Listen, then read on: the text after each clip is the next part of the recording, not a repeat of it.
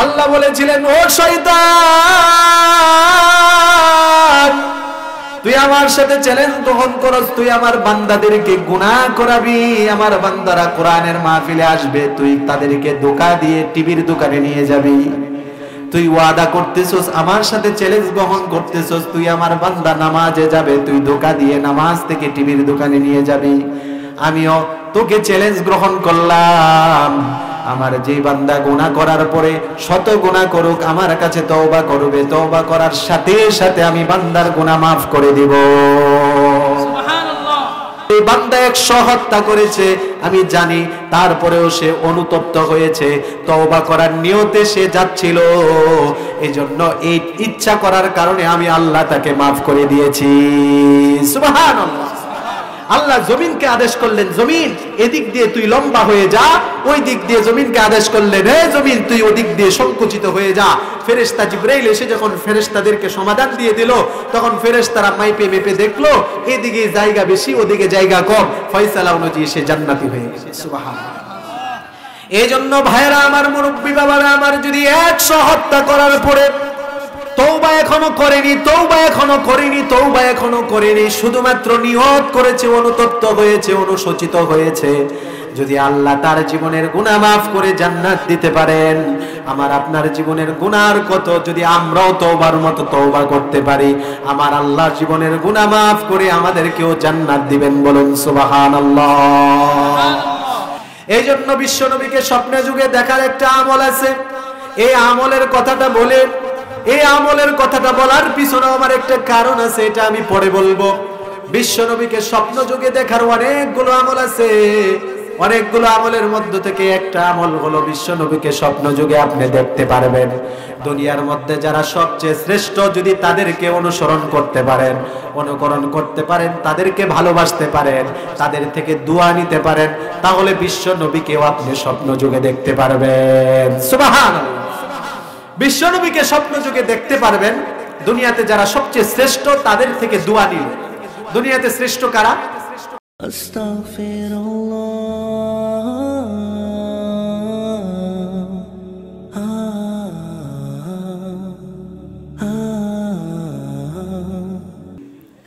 ইদা তাকাররাবা আবদি ইলাইয়া বিশিবরিন, আমার কোন বান্দা যখন আমার দিকে 1 বিগত অগ্রসর হয়, তাকাররাবতু ইলাইহি যিরাআন, আমি আমার ওই বান্দার দিকে 1 হাত অগ্রসর হই। সুবহানাল্লাহ।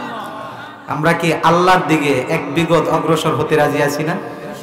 তাহলে সবাই পিছন থেকে আগায় আসে, আল্লাহ আপনার দিকে আগায় আসবে। যে যত বেশি আগায় আসবেন, আল্লাহ আপনার দিকে তত বেশি আগিয়ে আসবে। হাদিসে আল্লাহর দিকে আপনি 1 হাত আগিয়ে আসবেন, আল্লাহ আপনার দিকে 2 হাত আগে আসবে। আপনি আল্লাহর দিকে হেঁটে হেঁটে আসবেন, আল্লাহর রহমত আপনার দিকে দৌড়িয়ে দৌড়িয়ে ছুটবে। সুবহানাল্লাহ।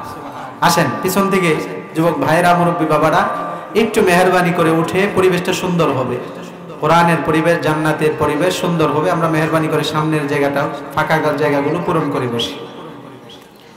আসেন আসেন, সামনের পিছন থেকে বসে আছে এখনো, একটু মেহেরবানি করে অনুরোধ করে বলছি, পরিবেশটা সুন্দর হবে, আল্লাহ আপনাদেরকে জাযায়ে খায়ের দান করবে। বসে পড়েন, সবাই বসে পড়েন। আলহামদুলিল্লাহ, আলহামদুলিল্লাহি ওয়া কাফা ওয়া সালামুন আলা ইবাদিহিল্লাযীনা ইসতাফা। أما بعد فقد قال الله تعالى في كلامه المجيد وفي فرقانه الحميد। সবাই মোহাব্বতের সাথে আমার সাথে পড়ুন, আউযু বিল্লাহি মিনাশ শাইতানির রাজীম, বিসমিল্লাহির রাহমানির রহিম। ইন্নাল্লাহা ওয়া মালাইকাতাহু وملائكته يصلون على النبي يا أيها الذين آمنوا صلوا عليه وسلموا تسليما সকলে দরুদ ইব্রাহিম করি اللهم صل على محمد وعلى آل محمد كما صليت على إبراهيم وعلى آل إبراهيم إنك حميد مجيد اللهم بارك على محمد وعلى آل محمد كما باركت على إبراهيم وعلى آل إبراهيم إنك حميد مجيد بلغ العلا بكماله كشف الدجى بجماله حسنت جميع خصاله صلوا عليه وآله পড়েন মোহাম্মদের সাথে পড়েন আগে বলেনি এটা কি জানেন এটাকে অনেকে দুরুদ বলে বালাগাল উলা বিকামালিহি অনেকে এটাকে দুরুদ বলে এটা দুরুদ না এটা আল্লাহর রাসূলের শানে একটা কবিতা যেই কবিতাটা প্রশংসার কবিতাটা লিখেছেন পারস্যের কবি আধ্যাত্মিক কবি শেখ সাদি রহমাতুল্লাহি আলাইহি এই কবিতাটা উনি লিখেছেন আল্লাহর রাসূলের প্রশংসায় সুবহানাল্লাহ এই কবিতা লেখার পিছনে একটা ঘটনা আছে বলি সবাইকে মনোযোগ দিয়ে শুনেন দুনিয়াতে অনেক কবিরাই আল্লাহর নবীর প্রশংসায় কবিতা গেয়েছে কবিতা লিখেছে কিন্তু এই কবিতার মতো কবিতা অতীতে কেউ লিখতে পারেনি ভবিষ্যতেও পারবে না ভবিষ্যতেও কেউ পারবে না ইনশাআল্লাহ এত সুন্দর কবিতা জামে মানে কবিতা এই বালাগাল উলা বিকামালিহি কাসিদা উনি যখন আল্লাহ রাসূলের শানে এই কবিতাটা লিখতেছেন প্রথম লিখছেন বালাগাল উলা বিকামালিহি কাশাফাদ দুজা বিজামালি হাসনাত জামিউ খিসালি এই তিন লাইন লেখার পরে পরবর্তী লাইনটা কি হবে উনি মিলাইতে পারতেছেন অনেক চেষ্টা প্রচেষ্টা করলেন চতুর্থ লাইনটা মিলানোর জন্য কিন্তু মিলাইতে পারতেছেন না উনি চিন্তিত পেরেশান অস্থির এক পর্যায়ে রাত্রে বেলা অনেকক্ষণ চেষ্টা প্রচেষ্টা করলেন তৃতীয় লাইনের পরে চতুর্থ লাইনটা কি হবে আল্লাহ রাসূলের শানে কবিতা লিখতেছেন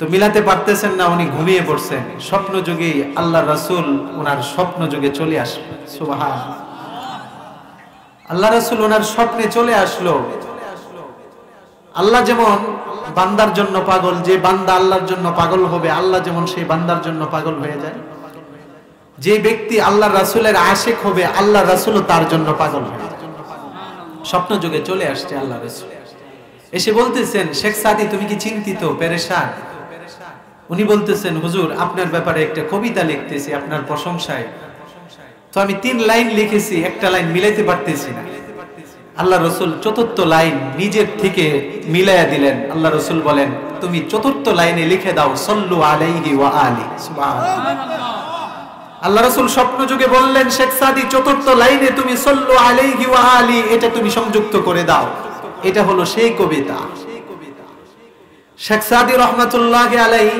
উনি আরেকদিন স্বপ্নে দেখেন উনি যে এই কবিতাটা লিখছেন এই কবিতা আল্লাহ রাসূলের শানে যে উনি লিখেছেন এটার যে সওয়াবটা এই সওয়াবগুলো ফেরেশতারা নেওয়ার জন্য প্রতিযোগিতা শুরু করে দিয়েছে সুবহানাল্লাহ শেখ সাদি রহমাতুল্লাহি আলাইহি এমন এক ব্যক্তি উনি অনেকগুলো ফারসি কিতাব লিখছেন তার মধ্যে একটা কিতাব হলো আমরা মাদ্রাসার মধ্যে পড়াই আমাদের ছাত্ররা পড়ে এই কিতাবটা গুলিস্তান কিতাবের নামটা কি গুলিস্তান গুলিস্তান না আমাদের বাংলাদেশের ঢাকার যে রাজধানী ঢাকা গুলিস্তান ওই গুলিস্তান না গুলিস্তান ফারসি শব্দ এর অর্থ হলো ফুলের বাগান কিসের বাগান আর ওই বাংলাদেশের রাজধানী গুলিস্তান এটা হলো বাটপাড়ের জায়গা দুনিয়াতে আমার মনে হয় গুলিস্তানে যে পরিমাণ বাটপার সিটার পাওয়া যায় অন্য কোথাও এই পরিমাণ বাটপার আর সিটার থাকে না। তো গুলিস্তা ওই কিতাবের নাম, ওই কিতাবটা উনি লিখেছেন, এত সুন্দর কিতাব, এটা আমরাও পড়েছি, এখন পড়াই, মাদ্রাসা ছাত্ররা এটা পড়ে, ফার্সি। উনি এই কবিতাটা লিখে, কিতাবটা লিখে উনি বলেছেন, যে ব্যক্তি আমার কিতাবটা 7 বার শুরু থেকে শেষ পর্যন্ত পড়বে, সে যদি বড় আল্লাহর ওলি বুজুর্গ হতে চায় তাহলে হতে পারে। সুবহানাল্লাহ। শেখ সাদি রহমাতুল্লাহি আলাইহি বলেন, আমার এই কিতাবটা শুরু থেকে নিয়ে শেষ পর্যন্ত যে ব্যক্তি 7 বার পড়বে, সে যদি চায় যুগ শ্রেষ্ঠ বুজুর্গ হতে, আল্লাহ তাকে যুগ শ্রেষ্ঠ বুজুর্গ আল্লাহর ওলি বানিয়ে দিবেন। সুবহানাল্লাহ। শেখ সাদি রহমাতুল্লাহি আলাইহি উনি আরো বলেন, যে ব্যক্তি আমার এই কিতাব গুলিস্তাটা শুরু থেকে নিয়ে শেষ পর্যন্ত 7 বার বুঝে বুঝে পড়বে, আমি যে উদ্দেশ্যে লিখেছি উদ্দেশ্যগুলো ভালোভাবে বুঝে বুঝে 7 বার এই কিতাবটা যে ব্যক্তি পড়বে, সেই ব্যক্তি যদি কোনো দেশের প্রধান বিচারপতি হতে চায়, আল্লাহ তার মধ্যে প্রধান বিচারপতি হওয়ার যোগ্যতা দান করে দেয়। সুবহানাল্লাহ। এই কথা বলার পরে, শোনার পরে এক ব্যক্তি প্রধান বিচারপতি হওয়ার স্বপ্ন, মানুষের স্বপ্ন থাকে না? কত মানুষের স্বপ্ন আমি মেম্বার হব, চেয়ারম্যান হব, এমপি হব, মন্ত্রী হব। আবার অনেকের স্বপ্ন আমি আল্লাহর বড় ওলি হব, ঠিক কিনা? আমি গত বয়ানে বলেছিলাম, দুনিয়াতে সফল কাম হওয়া বড় কিনা, সফল না, পরকালে সফল কাম হওয়া হলো সবচেয়ে বড় সফলতা। তো এক লোক অনেক বড় বিচারপতি হতে শখ, তার ইচ্ছা। এই কিতাবটা, গুলিস্তা কিতাবটা, যেহেতু শেখ সাদি রহমতুল্লাহ আলাইহি বলছেন 7 বার পড়লে প্রধান বিচারপতি হওয়া যাবে, উনি 7 বার পড়ছেন। পড়ার পরে যখন দেখলেন উনি বিচারপতি হতে পারেন না, রাগে গুসায় কিতাবটা নিয়ে জঙ্গলে গেলেন। জঙ্গলে যাওয়ার পরে এই কিতাবটা গাছের সাথে বাইরেছে, আর রাগে বলতেছে, এটা কেমন কিতাব, এই কিতাবটা 7 বার পড়লে নাকি বিচারপতি হওয়া যায়, 7 বার পড়লাম বিচারপতি হলাম না, দত্তরি। রাগান্বিত হয়ে গেল। এরপর এক পর্যায়ে ওনার পিছনে এক মুরব্বী লোক এসে, সাদা কাপড় পরিহিত অবস্থায় এক মুরব্বী লোক এসে বলতেছে, বাবা এত রাগ কি হয়েছে? কার বললেন না, এই কিতাবুলা কিতাব লেখার পরে বলছে যে 7 বার কিতাব ভালো করে পড়বে, তাহলে ওই ব্যক্তি নাকি বিচারপতি হতে পারবে। আমি তো বললাম, আমি তো হলাম না। তো মুরব্বী বলতেছে, বাবা উনি তো এটাও বলছে আমার কিতাব আমি যেই উদ্দেশ্যে লিখেছি সেই উদ্দেশ্য বুঝে পড়তে হবে, হয়তো তুমি উদ্দেশ্য বুঝতে পারো নাই, তো তুমি আমার কাছে আইসো, একবার আমি তোমাকে এই কিতাবটা ভালো করে পড়াইয়া দিব, আমি এই কিতাবটা পারি ভালো করে। তো ওই মুরব্বী ব্যক্তি ওনার বাড়িতে নিয়ে এই লোকটাকে পুরা গুলিস্তা কিতাব একবার শুরু থেকে শেষ পর্যন্ত পড়াইয়া দিছে। পড়াইয়া দেওয়ার পরে এই লোকটা বাড়িতে গিয়ে আরো 3 বার একা একা পড়তেছে। মোট কয়বার হলো? 4 বার। ভালো করে বুঝে যখন 4 বার পড়লো এই লোকটা, তখন ওই এলাকার প্রধানমন্ত্রী যিনি, উনার পক্ষ থেকে এই লোকের ব্যাপারে প্রধান বিচারপতি হওয়ার প্রস্তাব চলে এসেছে। সুবহানাল্লাহ। এই লোকটা প্রধান বিচারপতি হয়ে গেল। প্রধান বিচারপতি হওয়ার পরে এবার তার মনের মধ্যে একটা কথা জেগে উঠলো, আমাকে একবার পুরা কিতাবটা যেই লোকটা পড়িয়েছিল ওই বৃদ্ধ লোকটাকে, আমি তো ওনার পরিচয় জানলাম না। ওনার পরিচয় জানার জন্য উনি ওনার বাড়িতে চলে গেলেন। যাওয়ার পরে বাড়ির লোকদেরকে ওনার সম্পর্কে জিজ্ঞাসা করার পরে বাড়ির লোকেরা বলল, উনি তো আজ দুনিয়াতে নেই, উনি হলেন আল্লামা শেখ সাদি রহমাতুল্লাহি আলাইহি। এই ব্যক্তি এই কবিতা লিখেছেন। এজন্য মুহাব্বতের সাথে আমরা পড়তে রাজি আছি না? পড়েন, বালাগাল উলা বিকামালিহি কাশাফাত তুজা বিজামালিহি হাসুনাত জামিউ খিসালিহি সাল্লু আলাইহি ওয়া আলিহি। শুকরিয়া জ্ঞাপন করি আল্লাহ পাক রব্বুল আলামিন আমাদেরকে অন্ধকারাচ্ছন্ন জমানার সমস্ত অন্ধকার থেকে, জুলুমাত থেকে, অমানিসা থেকে বের করে রহমতের হাতছানি দিয়ে লাখ কোটি মুমিন মুসলমানের মধ্য থেকে আমার আপনার মতো কিছু নালায়েক ওয়া যোগ্য গুনাহগার বান্দাদেরকে কোরআন এবং হাদিসের মাহফিলে, উলামায়ে কেরামের মজলিসে, জান্নাতের ফুলের বাগানে সময় মতো বা আজমত বা মোহাব্বত বা ওয়াক্ত সুস্থতার সাথে আসার জন্য তৌফিক দান করেছেন। এজন্য আপনারা সকলে খুশি না বেজার? কম না বেশি? যদি বেশি হয়ে থাকেন তাহলে হৃদয়ের সবটুকুন ভালোবাসা উজাড় করে আল্লাহ পাকের শিখানো ভাষায় কালিমাতুশ শুকর আদায় করে সকলে জুড়ে সুরে সকলের আওয়াজকে উচ্চ করে সকলে আদায় করছি আলহামদুলিল্লাহ। আল্লাহ তাআলা আজকের এই মাহফিলকে কবুল করে নিক, সবাই বলি আমিন। যারা মাহফিল আয়োজন করেছেন যুবক ভাইদের উদ্যোগে, যারা মেহনত করেছেন, পরিশ্রম করেছেন, মামা অনেকের নাম বলেছেন, অনেকের নাম বলেননি, সবার নাম বলাও সম্ভব না। আল্লাহ সবার মেহনতকে কবুল করে নিক, সবাই বলি আমিন। এবং আমি অন্তর থেকে আজকে এই মাহফিল থেকে দোয়া করছি আমার মামার শ্রদ্ধেয় পিতাজান মফিজউদ্দিন সাহেব, উনি সহ আরো যত এত্র এলাকার এবং পার্শ্ববর্তী আমার এলাকার যত মুরব্বিয়ানে কেরাম অন্ধকার কবরবাসী হয়ে গিয়েছেন, আল্লাহ তাআলা প্রত্যেককে মাফ করে জান্নাতের আলা মাকাম দান করুক, সবাই বলি আমিন। যত মুরব্বী বাবারা বেঁচে আছেন আল্লাহ তাআলা প্রত্যেকের হায়াতের মধ্যে বরকত দান করে দিক, সবাই বলি আমিন। আমরা এখানে আসছি আল্লাহর প্রশংসা করার জন্য। কিসের জন্য আসছি? আল্লাহর প্রশংসা করার জন্য। দেখেন, দুনিয়াতে একটা ব্যক্তির সামনে একটা ব্যক্তির যদি প্রশংসা করা হয় ওই ব্যক্তির লাভ হয়, যার প্রশংসা করা হয় তার কি হয়? লাভ হয়। আজকে যদি এখানে এমপি সাহেব আসে, একজন মেম্বার আসে, চেয়ারম্যান আসে, আসছেই তো, আছে না? ও আসছে তো, চলে গেছে। তো এই যে চেয়ারম্যান সাহেব আসলো, চেয়ারম্যান সাহেবের সামনে যদি আমি ওনার প্রশংসা করি, চেয়ারম্যান সাহেবের লাভ আছে। কি লাভ জানেন? আগামী নির্বাচনে ভোট বেশি পাবে, ঠিক কিনা? তো এই দুনিয়ার সিস্টেম হলো যার প্রশংসা করা হবে তার লাভ হবে, আর উপকার ওই ব্যক্তির হবে যার করা হয়েছে। আর আল্লাহর ক্ষেত্রে দেখেন পুরা নিয়মটা উল্টা। আমরা আল্লাহর প্রশংসা করতেছি, আল্লাহ তাআলার কি মান সম্মান ইজ্জত আমাদের প্রশংসার দ্বারা কি বেড়ে যেতেছে? আল্লাহর ইজ্জত আগের থেকেই আছে, আল্লাহর সম্মান, আল্লাহর জাত ও জালালিয়ত আগে যেরকম ছিল এখনো আছে, ভবিষ্যতেও থাকবে, এটা কখনো কমবে না। সমগ্র দুনিয়াবাসী আল্লাহর গোলামি ছেড়ে দিলেও আল্লাহর জাত ও জালালিয়ত ইজ্জত সম্মান কমবে না, বলুন ঠিক কিনা? আল্লাহ যেরকম আছেন সেরকম আছেন, থাকবেন। আমাদের প্রশংসা দ্বারা আল্লাহর ইজ্জত বাড়বে না, বরং আল্লাহর প্রশংসা করলে আমাদের ইজ্জত আল্লাহ বাড়িয়ে দিবে। আরো আওয়াজ দিয়ে বলেন, আল্লাহর প্রশংসা করলে আল্লাহ আমাদের সম্মান বাড়িয়ে দিবেন, আমাদের ইজ্জত বাড়িয়ে দিবেন। আল্লাহর প্রশংসা করলে আল্লাহর লাভ না, আমাদের লাভ, আমাদের লাভ। এজন্য আমরা আল্লাহর প্রশংসা করতে রাজি আছি।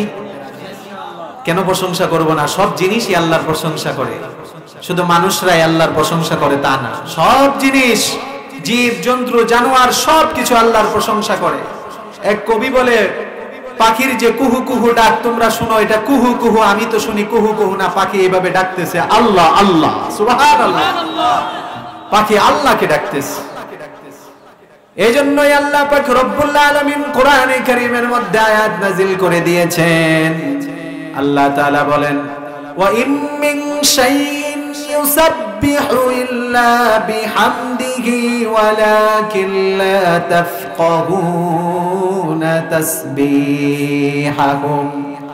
দুনিয়াতে যত বস্তু আছে, যত জিনিস আছে, যত মাখলুকাত আছে, দুনিয়ার সমস্ত মাখলুকাত গুলো আল্লাহর প্রশংসায় তাসবিহ পাঠ করে, কিন্তু তোমরা তাদের তাসবিহ বুঝতে পারো না। সুবহানাল্লাহ। সবাই তাসবিহ পাঠ করে, প্রশংসা করে, আমরা বুঝি না, আমরা তাদের প্রশংসা শুনি না। এজন্য সব সময় আল্লাহর প্রশংসার দ্বারা জবানটাকে আমরা তরতাজা রাখবো, আল্লাহর জিকিরের দ্বারা জবানটাকে আমরা তরতাজা রাখবো। আমরা রাজি আছি তো আল্লাহর জিকির করতে? সব সময় আল্লাহর জিকিরের দ্বারা জবানটাকে তরতাজা রাখতে হবে। এজন্যই আল্লাহর নবী হাদিসের মধ্যে বলেন, লা ইয়াজালু লিসানুকা রাতবান মিন যিকরিল্লাহ। উম্মত, তোমার জবানটা সব সময় আল্লাহর জিকিরে যেন তরতাজা থাকে। একটা সময় মুহূর্ত যেন তোমার জবান আল্লাহর জিকির বন্ধ না থাকে, তোমার জবানটা তুমি আল্লাহর জিকির করার দ্বারা তরতাজা রাখো। সুবহানাল্লাহ। এজন্য আমরা যখনই সময় পাবো, সুযোগ পাবো, আল্লাহর প্রশংসা করব। রাজি আছি তো? আরো আওয়াজ দিয়ে বলেন, রাজি আছি তো? যখনই আমরা সুযোগ পাবো, সময় পাবো, চলতে ফিরতে উঠতে বসতে সব সময় প্রশংসা করব একজন, তিনি কে? আল্লাহর প্রশংসা করব। সবাই বলেন সুবহানাল্লাহ, আলহামদুলিল্লাহ, আল্লাহু আকবার। সবাই মোহাব্বতের সাথে বলেন সুবহানাল্লাহ, আলহামদুলিল্লাহ, আল্লাহু আকবার। এই যে আমরা প্রশংসা আদায় করলাম, আল্লাহর কাছে এই প্রশংসাগুলো এত প্রিয়, এত প্রিয়।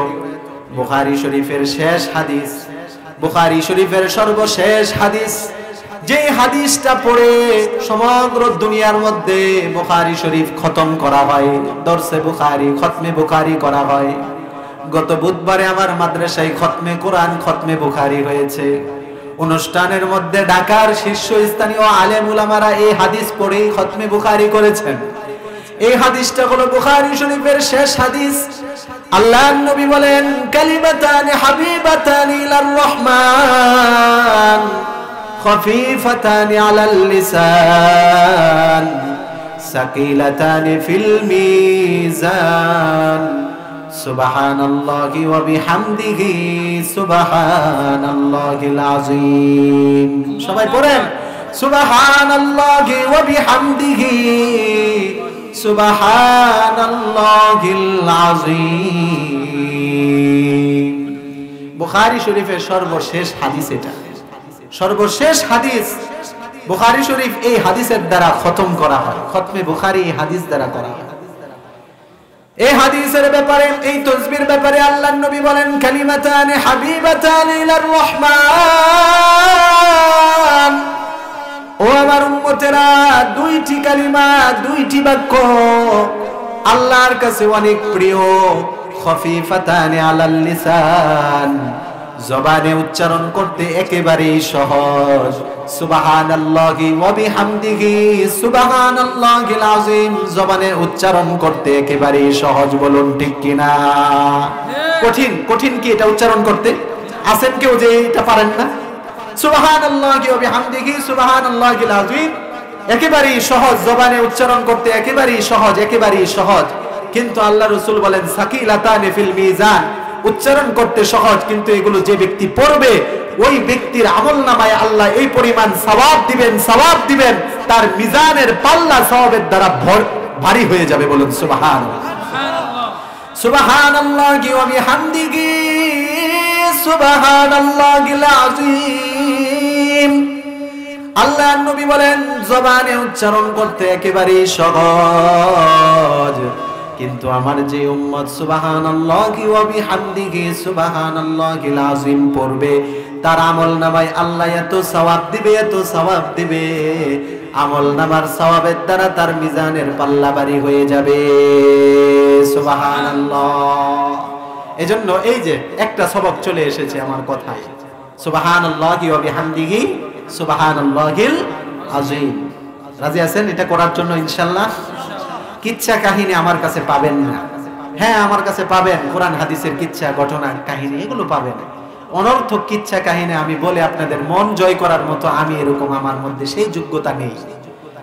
আমার কাছে আপনি কোরআন পাবেন ইনশাআল্লাহ, আল্লাহর রহমতে, হাদিস থেকে কথা পাবেন, কিন্তু কিচ্ছা কাহিনী বলতে পারবেন না। যার মন চাই যে আমল করব, পরকালে মর্যাদা বৃদ্ধি পাবে, তারা থাকেন। আর যে আসছেন কিচ্ছা কাহিনী শোনার জন্য, আপনার এই কিচ্ছা কাহিনী আমি বলতেও পারবো না, আর এটা বললে আপনারও লাভ নেই, আমারও কোনো কি নেই, লাভ নেই। এজন্য ভাইরা আমার, সব সময় আল্লাহর জিকির করব। মুরব্বী বাবারা আমার, পর্দার আড়ালে মা ও বোনেরা আমার, আমাদের একটা অভ্যাস হলো, মা বোনদের একটা বড় বেশি অভ্যাস হলো, সময় পেলেই গীবতটা বেশি করে, ঠিক কিনা? দুই চারজন মহিলা একসাথে জমা হয়ে গেছে, গীবত শেখায়ের শুরু হয়ে গেছে। তার বদনাম সে বলে, তার বদনাম সে বলতেছে, এগুলো করে আপনি আপনার জাহান্নামের পথ উন্মোচন করতেছেন। মা বোনদেরকে বলবো, যখনই সময় পাবেন কাজের ফাঁকে, যখনই সময় পাবেন রান্নার ফাঁকে ফাঁকে, জবান দিয়ে আল্লাহর তাসবিহগুলো উচ্চারণ করবেন। আল্লাহ দুনিয়াতে আপনার পরিবারটা সুখীময় করে দিবেন, আপনাকেও জান্নাতের রমণী হিসাবে কবুল করে নেবেন।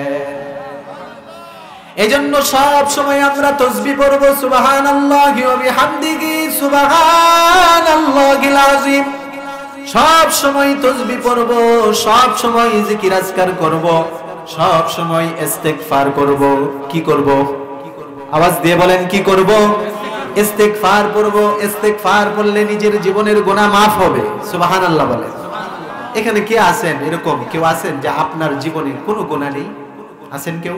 থাকলে একটু হাতটা তুলেন, আমি দেখতে চাই। আপনার পায়ে ধরে, আমি আপনার হাতে ধরে আপনার থেকে দোয়া নিতে চাই যে আপনার জীবনে কোনো গুনাহ নেই। এরকম কেউ আছেন? আমরা এরকম কেউ নেই, সবাই গুনাহগার।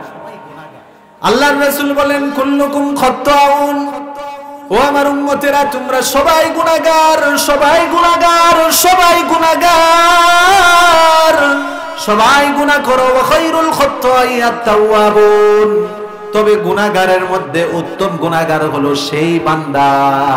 আল্লাহ বলেন, আল্লাহর নবী বলেন, আমার যে উম্মত গুনাহ করার পরে তওবা করে ওই গুনাহগার হলো সবচেয়ে উত্তম। সুবহানাল্লাহ।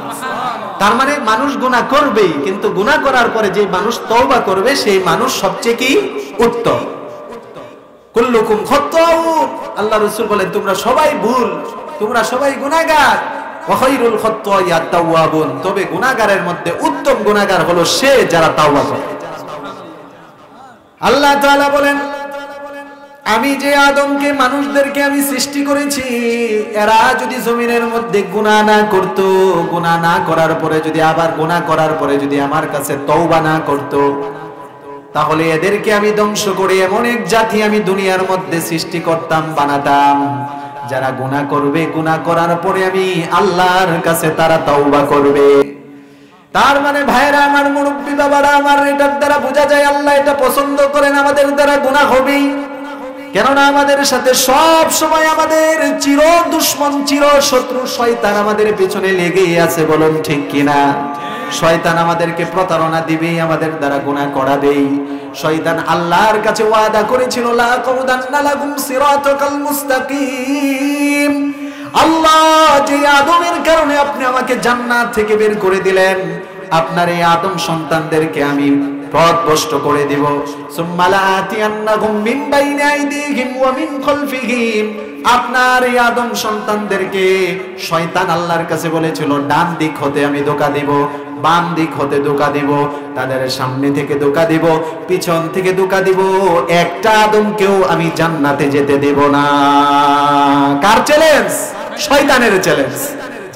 আল্লাহ বলেছিলেন, ও শয়তান,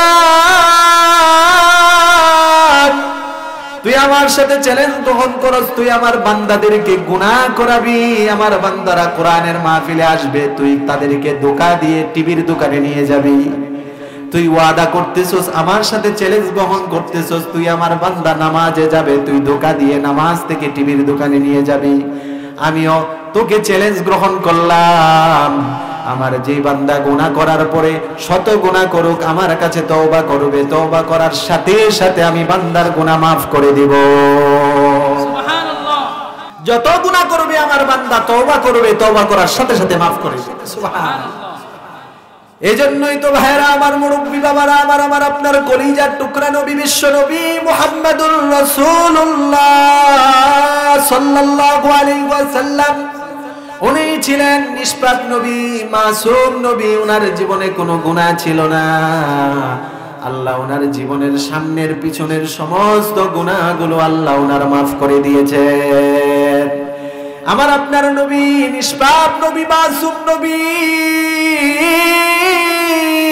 যেই নবীর জীবনে কোনো গুনাহ নেই, ওই নবী আমাদেরকে হাদিসের মধ্যে বলেন, ইয়া আইয়ুহান নাস, ও লোক সকল, তুবু ইলাল্লাহ, তুবু ইলাল্লাহ, ও আমার উম্মতেরা, তোমরা আল্লাহর কাছে তওবা করো, আল্লাহর কাছে তওবা করো। ফাইন্নী আতুবু ইলাইহি ফিল ইয়াউমি ৭০ মাররা, আমি বিশ্ব নবী নিষ্পাপ হওয়া সত্ত্বেও দৈনন্দিন ৭০ বারের থেকে বেশি আল্লাহর কাছে তওবা করি। আল্লাহু আকবার। নিজের মনকে প্রশ্ন করেন, আমরা কত গুনাহগার, আমরা দৈনন্দিন কয়বার তওবা করি, কয়বার ইস্তিগফার পড়ি? আল্লাহর নবী বলেন, আমি দৈনন্দিন ৭০ বারের থেকে বেশি তওবা করি। আল্লাহর নবী বলতেছে, আমি নিষ্পাপ, আমি তওবা করি কেন? গুনাহ আমার আছে, গুনাহ মাফের জন্য না, আমার দারাজাত বুলন্দ করার জন্য, এবং তোমরা উম্মতদেরকে শেখানোর জন্য, তোমরা যেন শিখতে পারো যে আমাদের নবী নিষ্পাপ হওয়া সত্ত্বেও যেহেতু এতবার তওবা করে, আমরা গুনাহগার হলে কতবার করব, ঠিক কি না? এজন্য আল্লাহর নবী বলেন, ইয়া আইয়ুহান নাস তুবু ইলাল্লাহ ফাইন্নী আতুবু ইলাইহি ফিল ইয়াউমি মিআতা মাররা। ও লোক সকল, আমার উম্মতের আল্লাহর কাছে তওবা করো, তওবা করো, কেননা আমি বিশ্ব নবী মুহাম্মদ দৈনন্দিন 70 বারের বেশি আল্লাহর কাছে তওবা করি। ভাইরা আমার, মুরব্বী বাবারা আমার, তওবা করলে গুনাহ মাফ করবেন কে? জীবনে যত গুনাহ হোক না কেন, যদি তওবার মতো তওবা করতে পারি, খালেস তওবা করতে পারি, আমার জীবনের গুনাহ যতই বেশি হোক না কেন, আমার আপনার জীবনের গুনাহ যদি নদীর পানির পরিমাণ, খালের পানির পরিমাণ হয়, আমার আপনার দয়া, আল্লাহর দয়া আর মায়া পরিমাণ হলো সাগর পরিমাণ। বলেন সুবহানাল্লাহ। আমার আপনার জীবনের গুনাহের পরিমাণ যদি সাগরের পানির পরিমাণ হয়, আল্লাহর দয়ার মায়ার পরিমাণ হলো মহাসাগর পানির পরিমাণ। আমার আপনার জীবনের গুনাহের পরিমাণ যদি মহাসাগর পানির পরিমাণ হয়, আমার আল্লাহর দয়া আর মায়ার পরিমাণ হলো আসমান থেকে জমিনের জায়গা পরিমাণ। বলেন সুবহানাল্লাহ। আপনি কত গুনাহ করেছেন, তওবা করেন আল্লাহর কাছে, ইস্তিগফার পড়েন, আল্লাহ মাফ করে দিবেন। আল্লাহ, আমরা ইস্তিগফার করতে রাজি না, আমল করতে আমরা রাজি না। সংক্ষিপ্ত ইস্তিগফার কি? আস্তাগফিরুল্লাহ, আস্তাগফিরুল্লাহ, আস্তাগফিরুল্লাহ। এটা হলো সংক্ষিপ্ত ইস্তিগফার। এখানে কেউ আছেন এরকম যে এটা পারেন না? আছেন কেউ এখানে যে এটা পারেন না? পড়তে রাজি আছেন তো এটা ইনশাআল্লাহ? এই ইস্তিগফার যদি আপনি পড়তে পারেন, সব সময় যদি আমলে ইস্তিগফারটা আপনি পরিণত করতে পারেন, আল্লাহ তাআলা আপনাকে 5টি পুরস্কার দান করবেন। আপনারা কি ঘুমাচ্ছেন? তো সুবহানাল্লাহর আওয়াজ এত কম কেন? ইস্তিগফার যদি আপনি করতে পারেন নিয়মতান্ত্রিক ভাবে, নিয়মিত যদি ইস্তিগফার আপনি করতে পারেন, আল্লাহ তাআলা আপনাকে এই ইস্তিগফার আমল করার কারণে 5টা পুরস্কার দান করবেন। সুবহানাল্লাহ। কয়টা পুরস্কার? 5টা পুরস্কার। আমরা শুনতে রাজি? লাভের কথা জানলে আমরা সবাই এটার করার জন্য আগ্রহ জাগবে। আমরা তো লাভ জানি না, ফায়দা জানি না।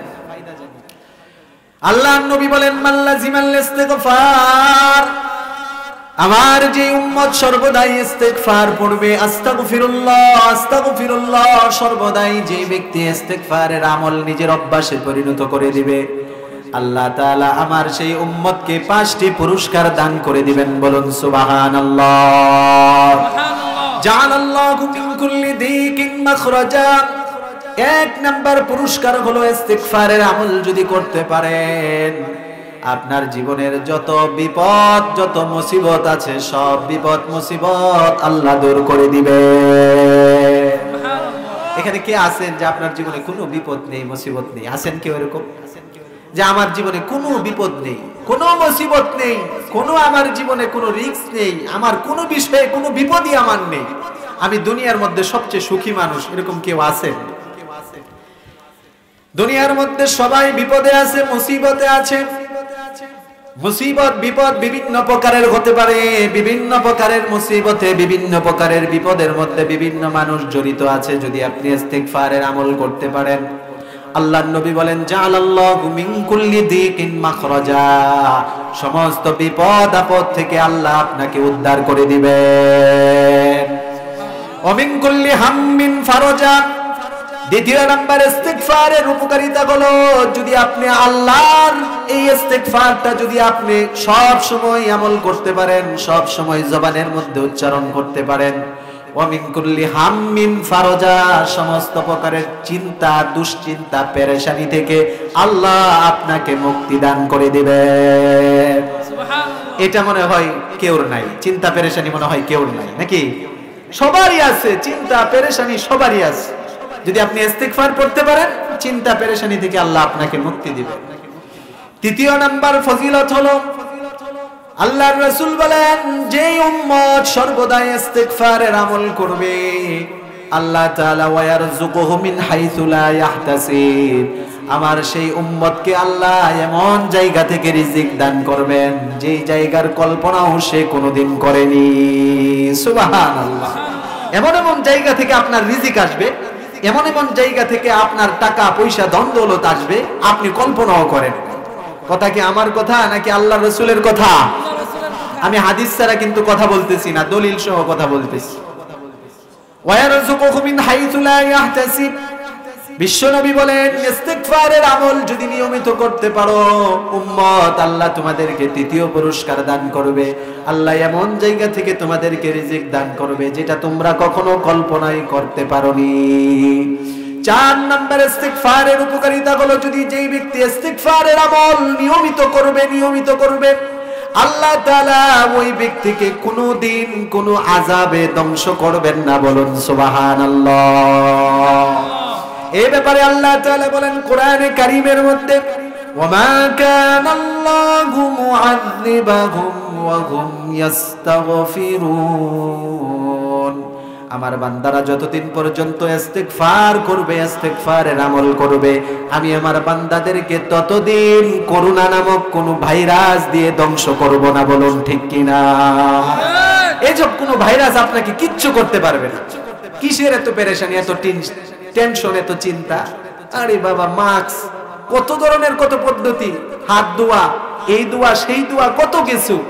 এইসব কিচ্ছু লাগবে না। 5 ওয়াক্ত নামাজ পড়বেন, 5 বার ওযু করবেন, এই সমস্ত ভাইরাস থেকে হেফাজত করবে কে? আল্লাহ হেফাজত করবে।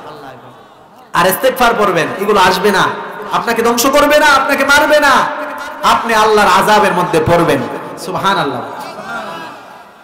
সংক্ষিপ্ত আকারে বলছি ভাইরা আমার, মুরব্বী বাবারা আমার, ইস্তিগফার করলে 5 নাম্বার ফায়দা হলো, উপকারিতা হলো, যেই ব্যক্তি ইস্তিগফারের আমল নিয়মিত করবে আল্লাহ তাআলা ওই ব্যক্তিকে মুস্তাজাবুদ দাওয়া হিসেবে কবুল করে নেবেন। বলুন সুবহানাল্লাহ। মুস্তাজাবুদ দাওয়া কাকে বলে? অনেকে জানে না মুস্তাজাবুদ দাওয়া কি।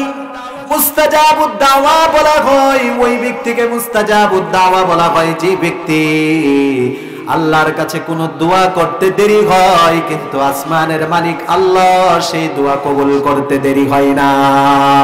সুবহানাল্লাহ। আপনি ইস্তিগফারের আমল যদি সবসময় করেন, আপনি যেই দোয়া করবেন সেই দোয়া আসমানের মালিক আল্লাহ কবুল করে নেবে। সুবহানাল্লাহ। বুঝতে পারছেন সবাই? এটাকে বলা হয় মুস্তাজাবুদ দাওয়া। আরবিতে মুস্তাজাবুদ দাওয়া বলা হয় যে ব্যক্তি দোয়া করতে দেরি কিন্তু আল্লাহ কবুল করতে দেরি হয় না, সব দোয়া আল্লাহ কবুল করে। সংক্ষিপ্ত একটা ঘটনা বলছি আপনাদেরকে, এই যে ঘটনা শুনেন, ঘটনা 4 মাযহাবের প্রসিদ্ধ এক মাযহাব, হাম্বলি মাযহাবের ইমাম যিনি ইমাম আহমদ ইবনে হাম্বল রাহমাতুল্লাহি আলাইহি। 4 মাযহাব। 1 নাম্বার মাযহাব হলো হানাফি মাযহাব, 2য় নাম্বার হলো শাফিঈ, 3য় নাম্বার মাযহাব হলো মালিকি, 4র্থ নাম্বার মাযহাব হলো হাম্বলি। জানেন কি না এগুলো? হাম্বলি মাযহাব। ওই মাযহাবের যিনি ইমাম ছিলেন ইমাম আহমদ ইবনে হাম্বল রাহমাতুল্লাহি আলাইহি। আহমদ ইবনে হাম্বল রাহমাতুল্লাহি আলাইহি তৎকালীন জমানার সবচেয়ে শ্রেষ্ঠ মুহাদ্দিস ছিলেন। সুবহানাল্লাহ। ওনাকে মুহাদ্দিসুদ দাহর বলা হতো, যুগের যুগ শ্রেষ্ঠ মুহাদ্দিস। উনি এত বড় হাদিসের কিতাব লিখেছেন, মুসনাদে আহমদ। এত বড় হাদিসের কিতাব অন্য কেউ আর লিখতে পারেনি। সুবহানাল্লাহ। এই ইমাম আহমদ ইবনে হাম্বল রাহমাতুল্লাহি আলাইহি জীবনের শেষ পর্যায়ে এসে উনি বিভিন্ন জায়গায় সফর করতেন। শীতের সিজনে উনি একবার সফরে বের হলেন, অনেক দূরের এলাকায় গেলেন, সাথে কিতাবের গাট্টি। ওনারা তো কিতাবের পাগল, ইলমের পাগল, সাথে কিতাবের গাট্টি নিয়ে, হাদিসের কিতাব নিয়ে অনেক দূরে গেলেন সফর করতে, ইলম অর্জনের জন্য। দূরবর্তী এক এলাকায় গিয়ে, অঞ্চলে গিয়ে, সেখানে এক মসজিদের মধ্যে ঢুকে এশার নামাজ আদায় করলেন। এশার নামাজ আদায় করার পরে উনি মনে মনে ভাবতেছেন, শীতের রাত্রিতে কোথায় যাব? শুধু বাহিরে, আমার তো এখানে কেউ জানাশোনা নাই, কার বাড়িতে যাব? এই শীতের রাত্রিতে, শীতের মধ্যে বাহিরে ঘোরাফেরা না করে সারা রাত মসজিদের মধ্যেই কিতাব পড়ে কাটিয়ে দিই, ফজর পড়ে একেবারে মসজিদ থেকে বের হব। আল্লাহু আকবার। তো উনি এশার নামাজের পরে বসে বসে কিতাব পড়তেছেন, হাদিস পড়তেছেন, এই নিয়তে সারা রাত মসজিদেই থাকবেন। একটু পরে মসজিদের খাদেম সাহেব এসে বলতেছে, ও মুরব্বি, তাড়াতাড়ি বের হন, মসজিদ তালা লাগান। তো ইমাম আহমদ ইবনে হাম্বল রাহমাতুল্লাহি আলাইহি বলতেছে মসজিদের খাদেমকে, বাবাজি, আমি তো এই মসজিদের এশারও মুসল্লি, নামাজ পড়েছি, ফজরেরও মুসল্লি, আমি নামাজ পড়বো ইনশাআল্লাহ, আমি একজন মুসাফির মানুষ, আমি কোথায় যাব? তো বাবা, তুমি যদি আমাকে অনুমতি দাও, মসজিদে আমি রাতটা কাটিয়ে দিব, হাদিস পড়ে ফজরের নামাজ পড়ে একবারে বের হব। তো ওই বেচারা খাদেম সাহেবের তো কোনো দোষ নাই, কারণ আমাদের দেশের মসজিদের অধিকাংশ মসজিদের কমিটিরা, তাদের যেই স্বভাব, এটা কোনো মানুষের স্বভাব হতে পারে না, ঠিক কি না? অধিকাংশ মসজিদের কমিটির স্বভাব রুক্ষ স্বভাব, ইমাম সাহেবের সাথে যেই রুক্ষ স্বভাব, মুয়াজ্জিনের সাথে রুক্ষ স্বভাব, খারাপ আচরণ করে, খাদেমের সাথে যে খারাপ আচরণ করে, এটা কোনো মানুষের আচরণ হতে পারে না, বলুন ঠিক কিনা? এটার দোষ মসজিদের ওই কমিটির না, আমাদের দোষ। আমরা কমিটি বানিয়েছি সমাজের সুদখোর, সমাজের মদখোর, সমাজের দুর্নীতিবাজ, সমাজের সবচেয়ে নিকৃষ্ট লোকটাকে আমরা মসজিদের সভাপতি বানাই। এই জন্যই মসজিদের সভাপতি ইমামের উপর রাগ আচরণ করে, খারাপ আচরণ করে। সাবধান, মসজিদের সভাপতি বানাবেন ভালো লোককে, যে 5 ওয়াক্ত নামাজ পড়ে, যে বাইতুল্লাহর হজ করে, হজ ফরজ হওয়ার পরে যে ব্যক্তি মানুষের জনসেবায় কাজ করে, যে ব্যক্তি মানুষের সাথে খারাপ আচরণ করে, নেশা করে, এরকম কোন দুশ্চরিত্র লোককে কোন মসজিদের সভাপতি বানাবেন না, বলুন ঠিক কিনা? তো ওই মসজিদের খাদেম সাহেব এসে বলতেছে, আমার কমিটি খুব রুক্ষ মেজাজের, আমারে মেরেই ফেলবে, আমার চাকরি চলে যাবে, আমি গরিব মানুষ, হুজুর আপনি বের হয়ে যান। ওই বেচারা খাদেমও তো জানে না যে উনি মুহাদ্দিসুদ দাহার, উনি মুস্তাদে, উনি ইমাম আহমদ ইবনে হাম্বল রাহমাতুল্লাহি আলাইহি।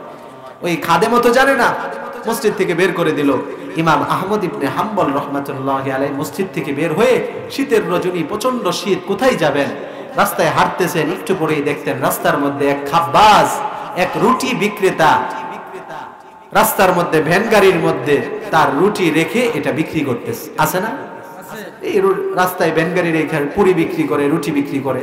তো এক খাব্বাস রুটি বিক্রেতা রাস্তার মধ্যে ভ্যান গাড়ির উপর চুলা রেখে চুলার মধ্যে রুটি বানিয়ে বানিয়ে বিক্রি করতেছে। ইমাম আহমদ ইবনে হাম্বল রাহমাতুল্লাহি আলাইহি ওই যুবকের কাছে গেলেন, গিয়ে বলতেছেন, ও বাবা, আমি একজন মুসাফির মানুষ, শীতের রজনীর মধ্যে এসেছি, কি করব, কোথায় যাব, কোনো কিছু বুঝতে পারতেছি না। আমি মুসাফির মানুষ, সারা রাত তোমার চুলা জ্বলবে, তোমার চুলা থেকে শীতের রজনী থেকে যদি আমি আগুন পোয়াই, তাহলে তুমি কি আমাকে অনুমতি দিবে? ওই যুগ বলতেছে, মুরব্বী বাবা, আপনি আমার চুলা থেকে শীতের রজনীতে আপনি আগুন পোহাবেন, এতে আবার অনুমতির কি আছে? আমার চুলা তো এমনি জ্বলতেছে, আপনি আগুন পোহান, এতে তো আমার জন্য আরো ভালো, আমি সারা রাত গল্প কথা বলার জন্য একজন লোক পেয়ে গেলাম। যুবক ছেলে বলতেছে, আপনি আগুন পোহান, কোনো সমস্যা নেই। তো ইমাম আহমদ ইবনে হাম্বল আগুন পোয়াইতেছেন আর হাদিস পড়তেছেন রাস্তায় দাঁড়িয়ে দাঁড়িয়ে। ইমাম আহমদ ইবনে হাম্বল রাহমাতুল্লাহি আলাইহি লক্ষ্য করে দেখলেন, ওই যুবক ছেলে একটু পর পর তার জবানের মধ্যে বলে আস্তাগফিরুল্লাহ। ওই যুবক ছেলেটা আটা দ্বারা যখন খামিরা তৈরি করে তখনও বলে আস্তাগফিরুল্লাহ, খামিরা দ্বারা যখন রুটি তৈরি করে তখনও বলে আস্তাগফিরুল্লাহ, রুটি যখন তাওয়ার মধ্যে ছেঁকে তখনও বলে আস্তাগফিরুল্লাহ, যখন কোনো একজন ক্রেতার কাছে রুটি বিক্রি করে তখনও বলে আস্তাগফিরুল্লাহ, যখন ক্রেতার কাছ থেকে টাকা নেই তখনও জবানে উচ্চারণ করে আস্তাগফিরুল্লাহ, যখন টাকাটা তার বাক্সের মধ্যে সিন্দুকের মধ্যে রাখে তখনও বলে আস্তাগফিরুল্লাহ। মোট কথা ওই যুবকটা সর্বদাই আস্তাগফিরুল্লাহ আস্তাগফিরুল্লাহ পড়তেছে, সুবহানাল্লাহ। সব সময় ইমাম আহমদ ইবনে হাম্বল লক্ষ্য করে দেখলেন, যুবকের এই আশ্চর্যের বিষয়, যুবক মানুষ, যুবক ভাইরা শুনেন, ভালো করে শুনেন, সেও তো একজন যুবক, আমরাও যুবক। সারাদিন 24টা ঘন্টার মধ্যে কয়টা ঘন্টা আস্তাগফিরুল্লাহর মধ্যে কাটাচ্ছি, ইবাদতের মধ্যে কাটাচ্ছি, আর কয়টা ঘন্টা মোবাইলে, ফেসবুক, ইন্টারনেটের মধ্যে কাটাচ্ছি? একটু চিন্তার বিষয়। হ্যাঁ, আপনি চালান, আপনি মোবাইল ব্যবহার করেন, ফেসবুক ব্যবহার করেন, এটা আমি নিষেধ করব না, আপনি পারবেন না এটা থেকে বেঁচে থাকতে, কিন্তু এটারও একটা লিমিট থাকা দরকার, ঠিক কিনা? সারা রাত দিন 24 ঘন্টা আপনি খাওয়া দাওয়া ইবাদত বন্দেগী সবকিছু বাদ দিয়ে মোবাইলে পড়ে থাকবেন, এই মোবাইল, এই ফেসবুক আপনাকে জাহান্নামে নিয়ে যাবে, ঠিক কিনা? প্রিয় প্রাণের যুবক ভাইরা আমার, ওই যুবক রুটি বিক্রেতা সব সময় জবানে পড়ে আস্তাগফিরুল্লাহ আস্তাগফিরুল্লাহ। ইমাম আহমদ ইবনে হাম্বল রাহমাতুল্লাহি আলাইহি এই দৃশ্য দেখে প্রশ্ন করলেন, বাবা, তোমাকে আমি দেখতেছি তুমি সব সময় জবানে আস্তাগফিরুল্লাহ আস্তাগফিরুল্লাহ পড়তেছো, কারণটা কি? ওই যুবক বলতেছে, হুজুর, আস্তাগফিরুল্লাহ আস্তাগফিরুল্লাহ এটা আমার এমন আমল, আমি এই আমলটা ছোট্ট কাল থেকেই করে আসতেছি, এই আমলের কারণে আল্লাহ আমাকে এমন কবুল করেছেন। আমি ছোট কাল থেকে আল্লাহর কাছে যে দোয়া করেছি, আল্লাহ আমার সেই দোয়াই কবুল করে নিয়েছে, সুবহানাল্লাহ। ওই যুবক ছেলে বলতেছে, হুজুর জীবনে যত দোয়া করেছি আল্লাহ আমার সব দোয়া কবুল করেছে, তবে জীবনে একটা দোয়া অনেকবার করেছি, আল্লাহ ওই দোয়াটা আমার এখনো কবুল করেনি। আহমদ ইবনে হাম্বল রাহমাতুল্লাহি আলাইহি প্রশ্ন করলেন, তোমার কোন দোয়াটা আল্লাহ কবুল করেনি? যুবক বলতেছে, আমি শুনেছি এই জমানার সবচেয়ে বড় মুহাদ্দিস হলো মুহাদ্দিসুদ্দাহার হলো ইমাম আহমদ ইবনে হাম্বল। আমার মনের মধ্যে খুব স্বপ্ন কল্পনা আর জল্পনা, আমি ইমাম আহমদ ইবনে হাম্বলকে দেখব, তার সাথে সাক্ষাৎ করব। আল্লাহর কাছে অনেক দোয়া করেছি, আল্লাহ আমার সব দোয়া কবুল করেছে, এই দোয়াটা আমার আল্লাহ কবুল করেনি। যুবকের এই আবেগময় কথা শুনে ইমাম আহমদ ইবনে হাম্বল রাহমাতুল্লাহি আলাইহি চোখের পানি ছেড়ে দিলেন। চোখের পানি ছেড়ে দিয়ে যুবককে টেনে বুকের মধ্যে জড়িয়ে ধরলেন এবং ইমাম আহমদ ইবনে হাম্বল যুবকের কপালের মধ্যে চুমু দিয়ে বললেন, বাবারে তোমার এই দোয়াও আল্লাহ কবুল করে নিয়েছে। তুমি যে মুহাদ্দিসুদ্দাহার আহমদ ইবনে হাম্বলের সাক্ষাৎ পেতে চাও, আল্লাহ এই দোয়া এমন ভাবে কবুল করেছে তোমাকে যেতে হবে না তার কাছে, আল্লাহ তাকে তোমার কাছে পাঠিয়ে দিয়েছে। আনা আহমদ ইবনে হাম্বল, আমি গোলাম সেই আহমদ ইবনে হাম্বল। চিৎকার দিয়ে বলুন আল্লাহু আকবার। তোমার এই দোয়া আল্লাহ কবুল করে নিয়েছে, আমি গোলাম আহমদ ইবনে হাম্বল, আল্লাহ তাআলা তোমার দোয়া কবুল করে নিয়েছে। যুবক তখন বলতেছে, আল্লাহ তুমি আমার জীবনের সব আশা সব চাওয়া কবুল করে নিয়েছো, আল্লাহ তোমার কাছে আমি চিরকৃতজ্ঞ। তার মানে বোঝা গেল ইস্তেগফারের আমল করলে 5 নাম্বার যে উপকারিতা মুস্তাজাবুদ দাওয়া, সেটাও আল্লাহ কবুল করে নেবেন আপনাকে, ঠিক কি না? এজন্য আমরা রাজি আছি ইস্তেগফারের আমল করতে ইনশাআল্লাহ।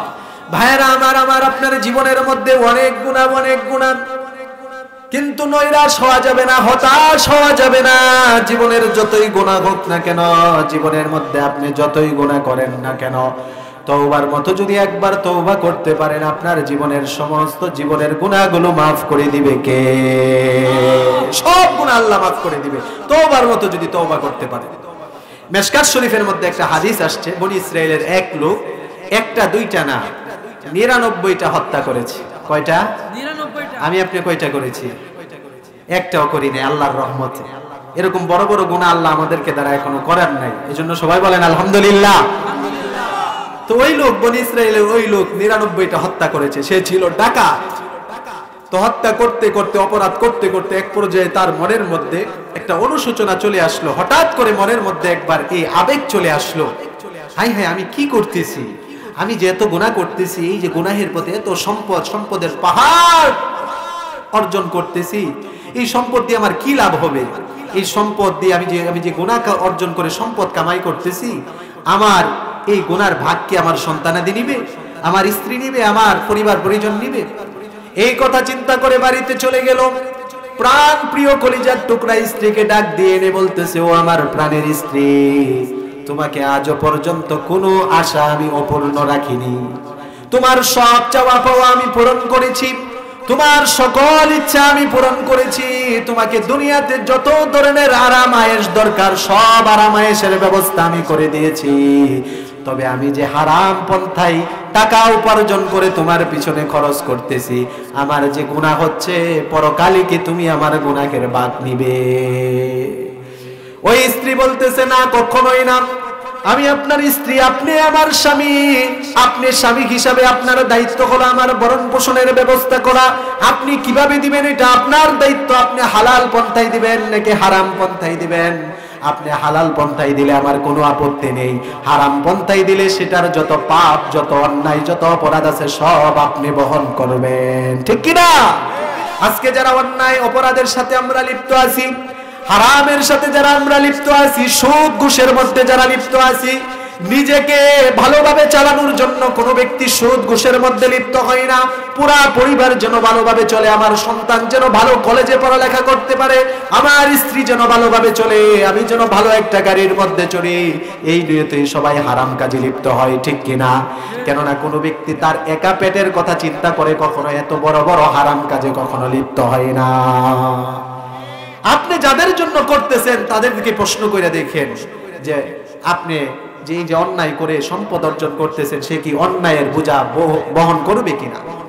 তো এই লোকে প্রশ্ন করার পরে তার স্ত্রী বলতেছে, প্রশ্নই ওঠে না, আপনি এটা আপনি বুঝবেন। ওই লোকটি যে 99টা হত্যা করেছে তার সন্তানকে ডাক দিয়ে বলল, দুইটি সন্তানকে, ও আমার কলিজার টুকরা সন্তান, আমি তোমাদের বাবা, তোমাদেরকে অনেক কষ্ট করে লালন পালন করতেছি, তোমাদের সমস্ত চাওয়াগুলো আমি পূরণ করতেছি, সমস্ত আশাগুলো আমি পূরণ করতেছি, সম্পদ অর্জন করতেছি, তোমরা কি পরকালে এটার কোনো গুনাহের ভোগ তোমরা সাজা ভোগ করবে কিনা? যুবক ছেলেরা বলতেছে, আব্বা আপনার শাস্তি ভোগ করার সময় আমাদের হাতে নাই, ঠিক কিনা? তখন ওই লোক আরো নৈরাশ হয়ে গেল, হাই হাই কার জন্য কি করতেছি, 99টা হত্যা করলাম, যে সন্তান পরিবার পরিজনের জন্য এত কিছু করলাম, এরা তো আমার পাপের বোঝা, পাপের ভাগ এরা নিবে না, আমি কার জন্য কি করতেছি? এই লোকটা তখন মনের মধ্যে তার অনুশোচনা হলো, আমার তওবা করা লাগবে, তওবা করা লাগবে। এলাকার একজন গ্রাম্য একজন মৌলবীর কাছে, বড় কোনো আলেম না, গ্রাম্য একজন মৌলবীর কাছে, সাধারণ টুপিওয়ালা আর দাড়িওয়ালা একজন মৌলবীর কাছে প্রশ্ন করেছে, ও মৌলবী সাহেব, আমি তো 99টা হত্যা করেছি, ফাহাল্লি মিন তাওবা, আমার জন্য কি কোনো তওবার সুযোগ আছে? আমি কি তওবা করলে আল্লাহ আমার জীবনের গুনাহ মাফ করবে? ওই গ্রামের মুরব্বি মৌলবী সাহেব আল্লাহর রহমান রহিম সম্পর্কে জানে না।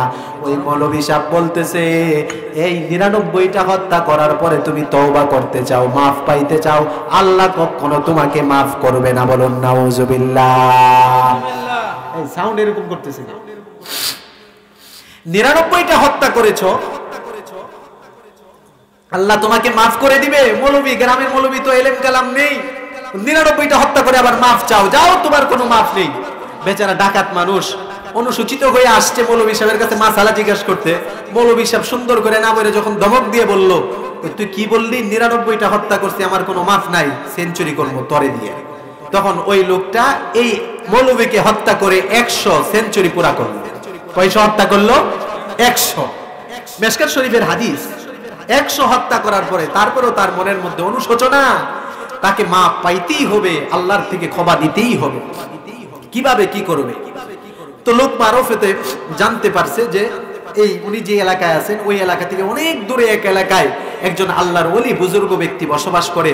ওই লোকের কাছে গিয়ে হাতে বাইআত গ্রহণ করলে, হাতে হাত রেখে বাইআত গ্রহণ করলে, ওই আল্লাহর ওলি বুজুর্গ ব্যক্তির দিক নির্দেশনা অনুযায়ী চললে, তাহলে নাকি আল্লাহর কাছে খাস তওবা করলে ওনার তওবা আল্লাহ কবুল করে নিবে। এই সংবাদ লোক মারিফতে জানতে পেরে উনি তওবা করার উদ্দেশ্যে ওনার নিজের এলাকা থেকে ওই দূরবর্তী এলাকায় সফর শুরু করেছে। দুর্ভাগ্যবশত একটু সফর করার পরেই মালাকুল মউত আজরাইল তার সামনে চলে এসেছে। তওবা করতে পারেনি, একটু অতিক্রম করার পরেই মালাকুল মউত আজরাইল চলে এসেছে।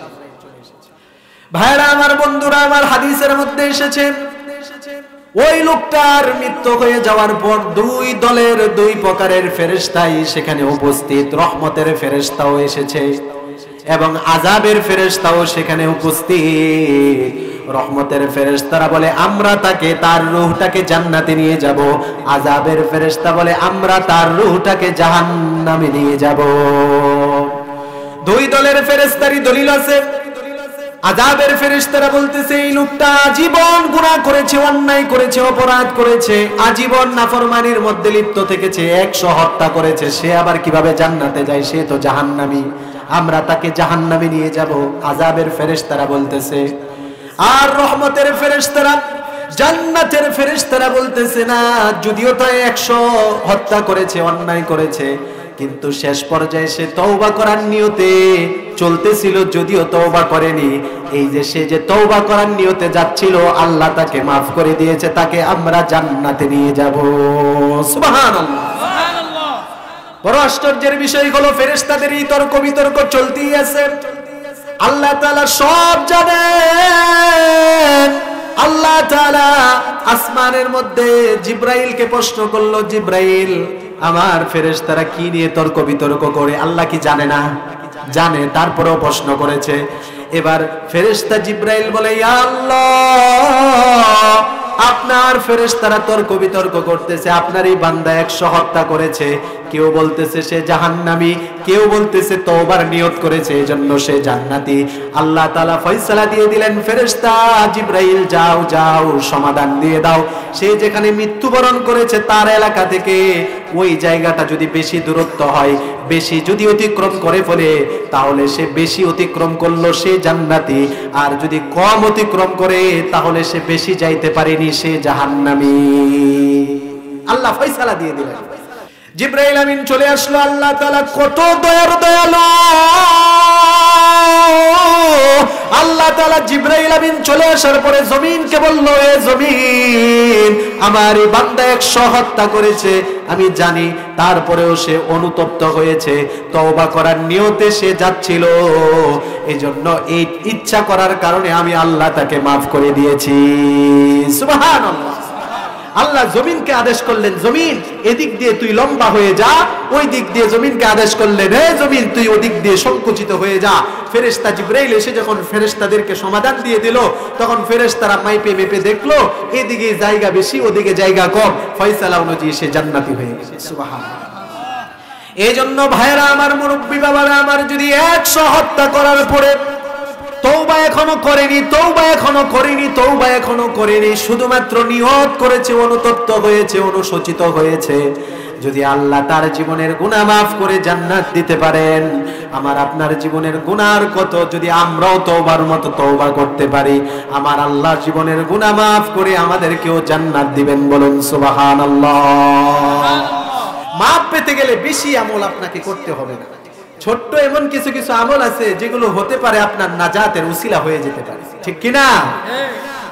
ভাইরা আমার, নবী মুসা আলাইহিস সালাতু ওয়াস সালাম, এই নামটা আমরা সবাই জানি, জানি না?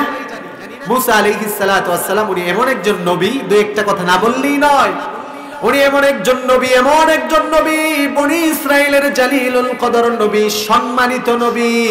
আল্লাহ পাক রব্বুল আলামিন দুনিয়ার মধ্যে থেকে আসমানে আল্লাহ পাক রব্বুল আলামিন কোনো মাধ্যম ছাড়া, পায়া ছাড়া কোনো ব্যক্তির সাথে কথা বলেননি, কিন্তু আল্লাহ পাক রব্বুল আলামিন নবী মুসার সাথে একবার দুইবার নয়, নবী মুসা আলাইহিস সালাতু ওয়াস সালামের সাথে তাফসীর ইবনে কাসিরের মধ্যে এসেছে 3000 বার কথা বলেছেন। সুবহানাল্লাহ।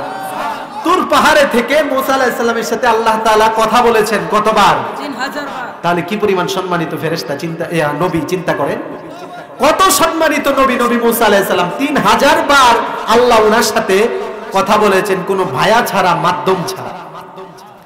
শুধুমাত্র তাই না, উনি কেমন নবী, কেমন নবী, এমন জালিলুল কদর নবী, এমন সম্মানিত নবী, কোরআনে কারীমের মধ্যে যত নবী রাসূলের নাম এসেছে সবচেয়ে বেশি নবী মুসা আলাইহিস সালাতু ওয়াস সালামের নামটা এসেছে। বলুন সুবহানাল্লাহ।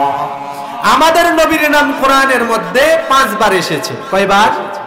5 বার। মুহাম্মদ নামটা 4 বার, আহমদ নাম 1 বার। 5 বার। কয়বার এসেছে? মনে রাখবেন, এগুলো কোরআনের তথ্য, কোরআনের জ্ঞান। আমাদের নবীর বার 5 বার এসেছে, আর নবী মুসা আলাইহিস সালাতু ওয়াস সালামের নাম কোরআনের মধ্যে 36 জায়গায় এসেছে। সুবহানাল্লাহ। কত সম্মানিত ফেরেশতা নবী, কত সম্মানিত নবী, চিন্তা করেন। শুধুমাত্র তাই না, নবী মুসা আলাইহিস সালাতু ওয়াস সালাম কেমন সম্মানিত, কেমন সম্মানিত। সহিহ বুখারীর বর্ণনা, আল্লাহর নবী বলেন, আনা আউয়ালু ইউশাক্কু আনহুল কবরু ইয়াউমাল কিয়ামা। ভাইরা আমার, আল্লাহর নবী বলেন, ইসরাফিল আলাইহিস সালাতু ওয়াস সালাম যখন সিংহায় ফুৎকার দিয়ে দিবেন, ইসরাফিলের সিংহার ফুৎকারে সমস্ত মানুষগুলো বেহুশ হয়ে যাবে, সমগ্র পৃথিবীটা ধ্বংস হয়ে যাবে। দ্বিতীয়বার যখন আবার সিংহায় ফুৎকার দিবে, সমস্ত মানুষগুলো আবার হুশে চলে আসবে। আল্লাহর নবী বলেন, সর্বপ্রথম যার জ্ঞান ফিরে আসবে সে আর কেউ না, আমি বিশ্ব নবী মুহাম্মাদুর রাসূলুল্লাহ সাল্লাল্লাহু আলাইহি ওয়াসাল্লাম। সর্বপ্রথম কবর থেকে উঠবেন কে? আমাদের নবী। আনা আউয়ালু ইউশাক্কু আনহুল কবরু ইয়াউমাল কিয়ামা। সহিহ বুখারীর বর্ণনা, আমি সর্বপ্রথম কবর থেকে উঠব।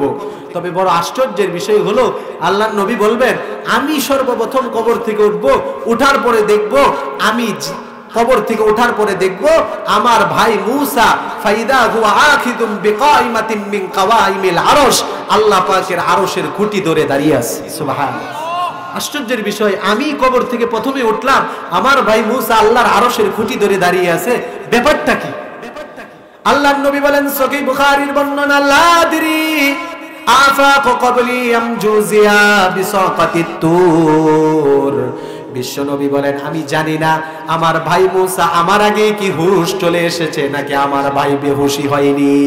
সুবহানাল্লাহ। আসলে মূলত সবাই ইসরাফিলের সিংগার ফুৎকারের কারণে বেহুশ হয়ে যাবে, সবাই বেহুশ হয়ে যাবে। নবী মুসা আলাইহিস সালাতু ওয়াস সালাম ইসরাফিল আলাইহিস সালামের সিংগারের ফুৎকারে তিনি বেহুশ হবেন না। সুবহান। এই কথা কেউ আগে জানেন কখনো শুনছেন? উনি বেহুশ হবেন না। উনি বেহুশ হবেন না এর কারণটা কি? কারণটা হলো নবী মুসা আলাইহিস সালাতু ওয়াস সালাম তুর পাহাড়ে থেকে আল্লাহর সাথে কথা বলতেন। কথা বলতে বলতে একদিন বলতেছেন রব্বি আরিনি আনজুর ইলাইক, ও আল্লাহ আমি আপনাকে একটু দেখতে চাই। কথা বলতে বলতে আপনার প্রতি একটা অন্যতম মহাব্বত ভালোবাসা হয়ে গেছে, এখন দেখা লাগবে, দেখা ছাড়া হবে না। যেমন আমরা মোবাইলে যদি কাহারো রং নাম্বারে কোনো মেয়ের যদি কল আসে, অনেক যুবক ভাইয়েরা রং নাম্বারে কথা বলতে বলতে বলতে বলতে এক পর্যায়ে এরকম হয়ে যায় চলো এখন আমরা ডেটিং করি। কি করি? দেখা করি। কারণ কথা বলতে বলতে একটা মহাব্বত হয়ে যায়, পরে এটা দেখা পর্যন্ত নিয়ে যায়, ঠিক কিনা? তার মানে কথা বললে মহাব্বত বাড়ে, কথা বলতে বলতে মহাব্বত বেড়ে যায়, ওই মহাব্বত আর ভালোবাসা এক পর্যায়ে দেখা পর্যন্ত নিয়ে যায়। নবী মুসা আলাইহিস সালাতু ওয়াস সালাম বললেন আল্লাহ তোর পাহাড়ে থেকে জমিন থেকে আপনার সাথে কথা বলি, আপনার কণ্ঠ এত সুন্দর এত সুন্দর, আপনাকে এখন আমি দেখতে চাই। আল্লাহ তাআলা বললেন লান তারানি, ও মুসা তুমি জমিনে থেকে কখনো আমাকে তুমি দেখতে পারবে না, কেননা জমিনে আমি তোমাদেরকে যে চক্ষু দান করেছি এই চক্ষু দিয়ে আমি আল্লাহকে দেখা কখনো তোমাদের জন্য সম্ভব নয়। এই চক্ষু দিয়ে আল্লাহকে দেখা সম্ভব না। জান্নাতে গেলে জান্নাতীদের চোখের পাওয়ার থাকবে অন্যরকম, ক্যামেরার পাওয়ার বেড়ে যাবে, তখন ওই চোখ দিয়ে আল্লাহকে দেখবে। সুবহানাল্লাহ।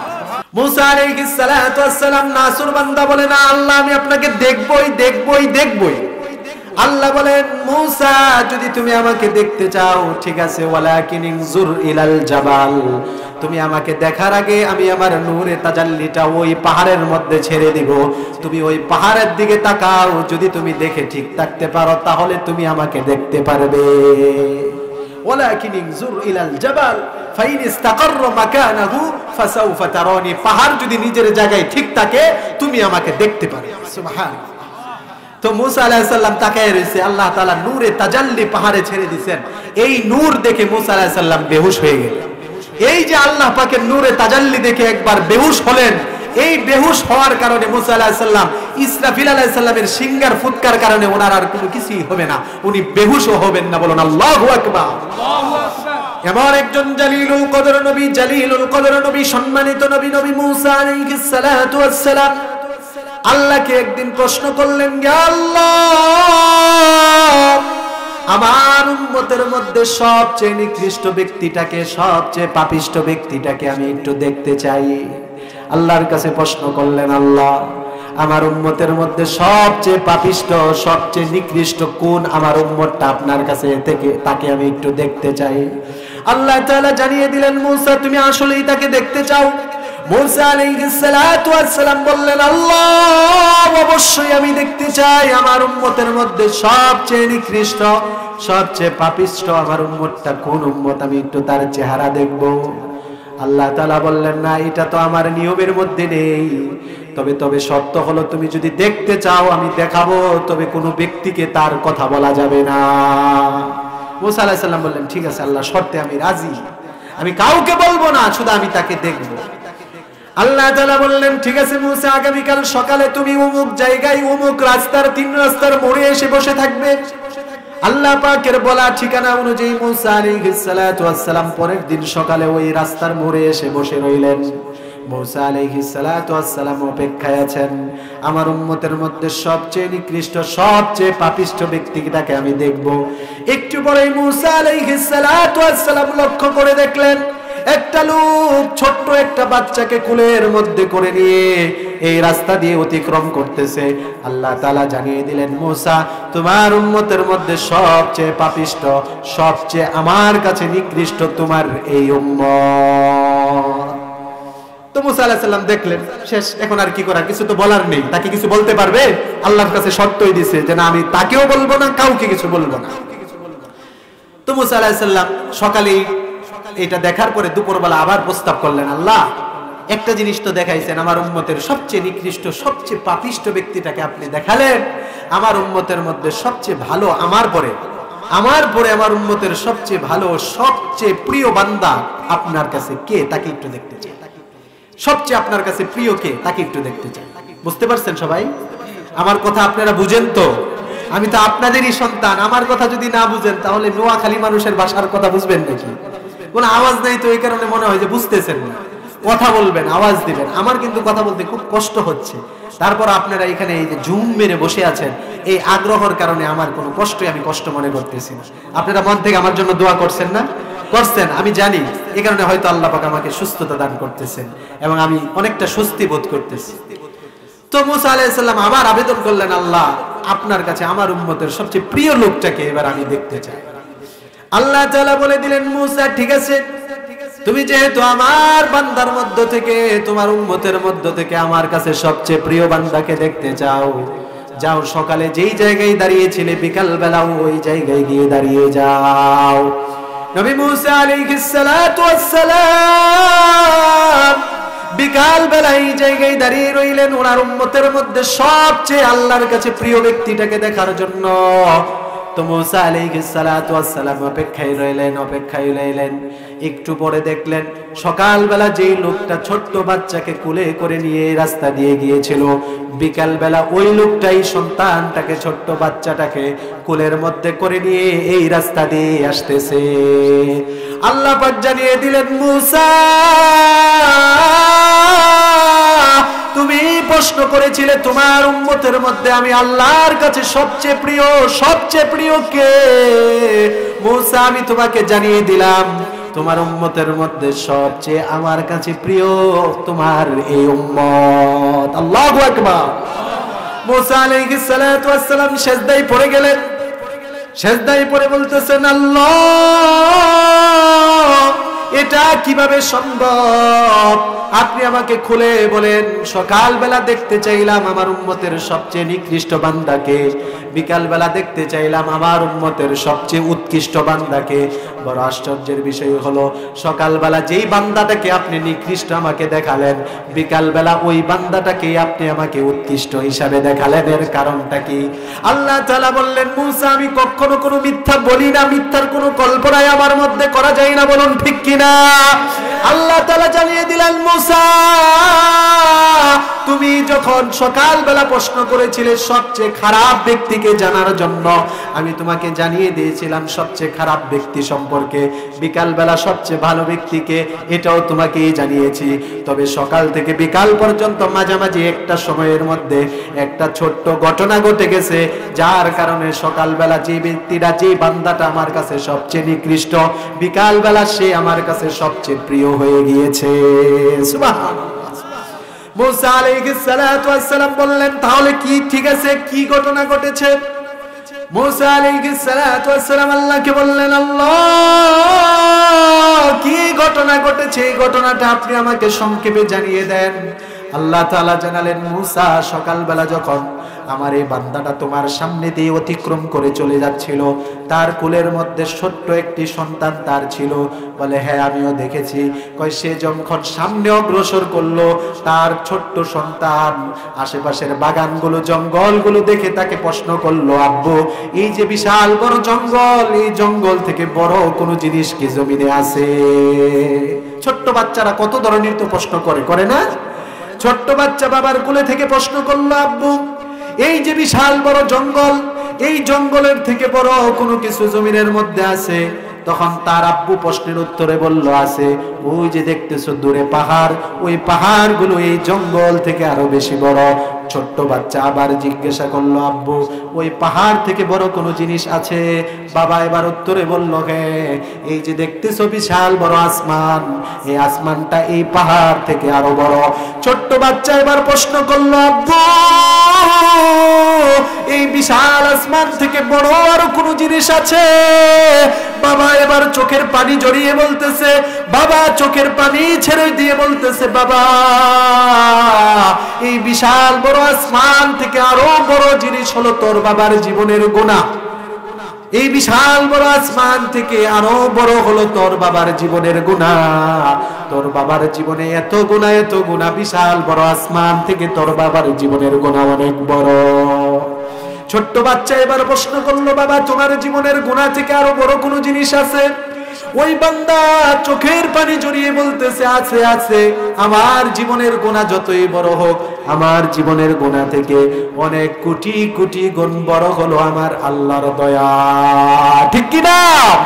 আল্লাহ তাআলা বললেন, মুসা আমার ওই বান্দা যখন আমার দয়াটাকে অনেক বড় করে দেখলো, আমার ওই বান্দাটা যখন গুনার কথা মনে করে তার চোখের মধ্যে পানি নিয়ে আসলো, ও মুসা আমি আল্লাহ তাআলা সহ্য করতে পারিনি, আমি সাথে সাথে তার জীবনের সব গুনাহগুলো মাফ করে দিয়েছি, এবং সে আমার কাছে সকালবেলা নিকৃষ্ট ছিল, বিকালবেলায় প্রিয় হয়ে গিয়েছে। বলুন সুবহানাল্লাহ। ভাইরা আমার, বাবারা আমার, তাহলে বোঝা গেল আল্লাহর পক্ষ থেকে ক্ষমা পেতে হলে, মাফ পেতে হলে বড় কোনো কিছুর দরকার আছে? কিছু কিছু ছোট্ট নেক আমল অনেক সময় আপনার আল্লাহ তাআলার পক্ষ থেকে নাজাতের কারণ হবে। ঠিক কি না? তো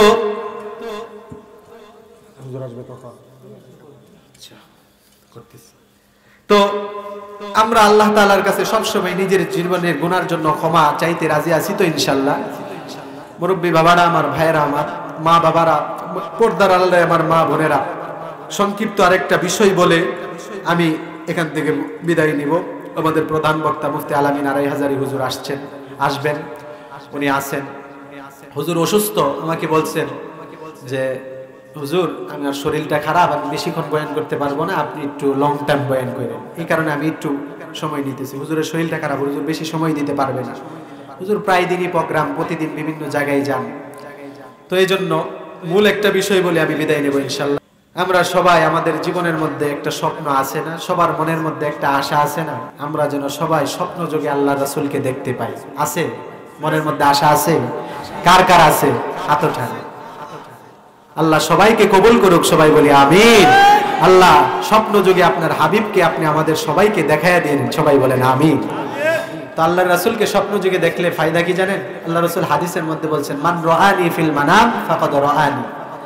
যে স্বপ্ন যুগে আমাকে দেখলো সে আমাকেই দেখলো। লিআন্না শাইতান লা ইয়াতামাসসালু বি, কেননা শয়তান আমার আকৃতি নিতে পারে না। সুবহানাল্লাহ। আরেক হাদিসের মধ্যে আল্লাহর নবী বলেন, মান জারানি ফাকাদ ওয়াজাবাত লাহু শাফাআতি। যে ব্যক্তি আমার জিয়ারত করলো, আমার দেখা পেয়ে গেল, সেই উম্মতের জন্য সুপারিশ করা আমি নবীর জন্য ওয়াজিব হয়ে যায়। বলেন সুবহানাল্লাহ। এই জন্য বিশ্ব নবীকে স্বপ্নে যুগে দেখার একটা আমল আছে। এই আমলের কথাটা বলে, এই আমলের কথাটা বলার পিছনে আমার একটা কারণ আছে, এটা আমি পরে বলবো। বিশ্ব নবীকে স্বপ্ন যুগে দেখার অনেকগুলো আমল আছে। অনেকগুলো আমলের মধ্য থেকে একটা আমল হলো বিশ্ব নবীকে স্বপ্ন যুগে আপনি দেখতে পারবেন। দুনিয়ার মধ্যে যারা সবচেয়ে শ্রেষ্ঠ, যদি তাদেরকে অনুসরণ করতে পারেন, অনুকরণ করতে পারেন, তাদেরকে ভালোবাসতে পারেন, তাদের থেকে দোয়া নিতে পারেন, তাহলে বিশ্ব নবীকেও আপনি স্বপ্ন যুগে দেখতে পারবেন। সুবহানাল্লাহ। বিশ্ব নবীকে স্বপ্ন যুগে দেখতে পারবেন। দুনিয়াতে যারা সবচেয়ে শ্রেষ্ঠ তাদের থেকে দোয়া নিন। দুনিয়াতে শ্রেষ্ঠ কারা? দুনিয়াতে শ্রেষ্ঠ কারা? এটা আল্লাহর রাসূল দুনিয়া থেকে বিদায় নিয়ে যাওয়ার আগেই উনি বলে দিয়েছেন হাদিসের মধ্যে। আল্লাহ রাসূল বলেছেন, খায়রুকুম মান তাআল্লামাল কুরআনা ওয়া আল্লামা। তোমাদের মধ্যে সবচেয়ে শ্রেষ্ঠ, সবচেয়ে ভালো ওই ব্যক্তি যেই ব্যক্তি কোরআন শিখে এবং কোরআন শিখায়। সুবহানাল্লাহ। সবচেয়ে শ্রেষ্ঠ, সবচেয়ে ভালো। এই যে যারা কোরআন শিখে, যারা কোরআন শিখায়, তাদেরকে মহব্বত করবেন, ভালোবাসবেন, আর তাদের থেকে দোয়া নেবেন, তাদের থেকে দোয়া নেবেন। বলবেন যে বাবা, মাদ্রাসা ছাত্রদেরকে ধরে মহব্বত করে মাথায় হাত বুলিয়ে কিছু টাকা হাদিয়ে দিয়ে বলবেন, বাবারে আমার জন্য তুই দোয়া করবি, তুই তো তাহাজ্জুদের নামাজ পড়স, তাহাজ্জুদের নামাজে উঠে আমার জন্য আল্লাহর কাছে দোয়া করবি, আমি যেন স্বপ্ন যুগে আল্লাহর রাসূলকে দেখতে পাই। ওই মাদ্রাসা ছাত্র যদি দোয়া করে, হতে পারে আল্লাহ আপনার সেই কাজগুলো শেষ করার পরে রাত্রিবেলা শুইতে যাওয়ার আগে 100 রাকাত নফল নামাজ আদায় করবেন। সুবহানাল্লাহ। এত বড় বাদশা, এত বড় ব্যক্তি, এত ব্যস্ত মানুষ, তারপরেও রাত্রিবেলা যখন শুইবেন, শুয়ার আগে কত রাকাত নফল নামাজ পড়তেন? 100 রাকাত। গল্প না, গল্প না, সত্য ঘটনা। 100 রাকাত নফল নামাজ পড়ে তারপরে উনি শুইতেন। তো সুলতান মাহমুদ গজনবী রহমতুল্লাহ আলাইহি উনি 12 বছর যাবত এই আমলটা করতেছেন। 100 রাকাত নফল নামাজ পড়ে, দুরূদ শরীফ পড়ে তারপরে পাক পবিত্র হয়ে উনি শুয়ে যান। ওনার মনের একটাই স্বপ্ন, একটাই ওনার কল্পনা জল্পনা, স্বপ্ন যুগে যেন উনি আল্লাহর রাসূলকে দেখতে পান।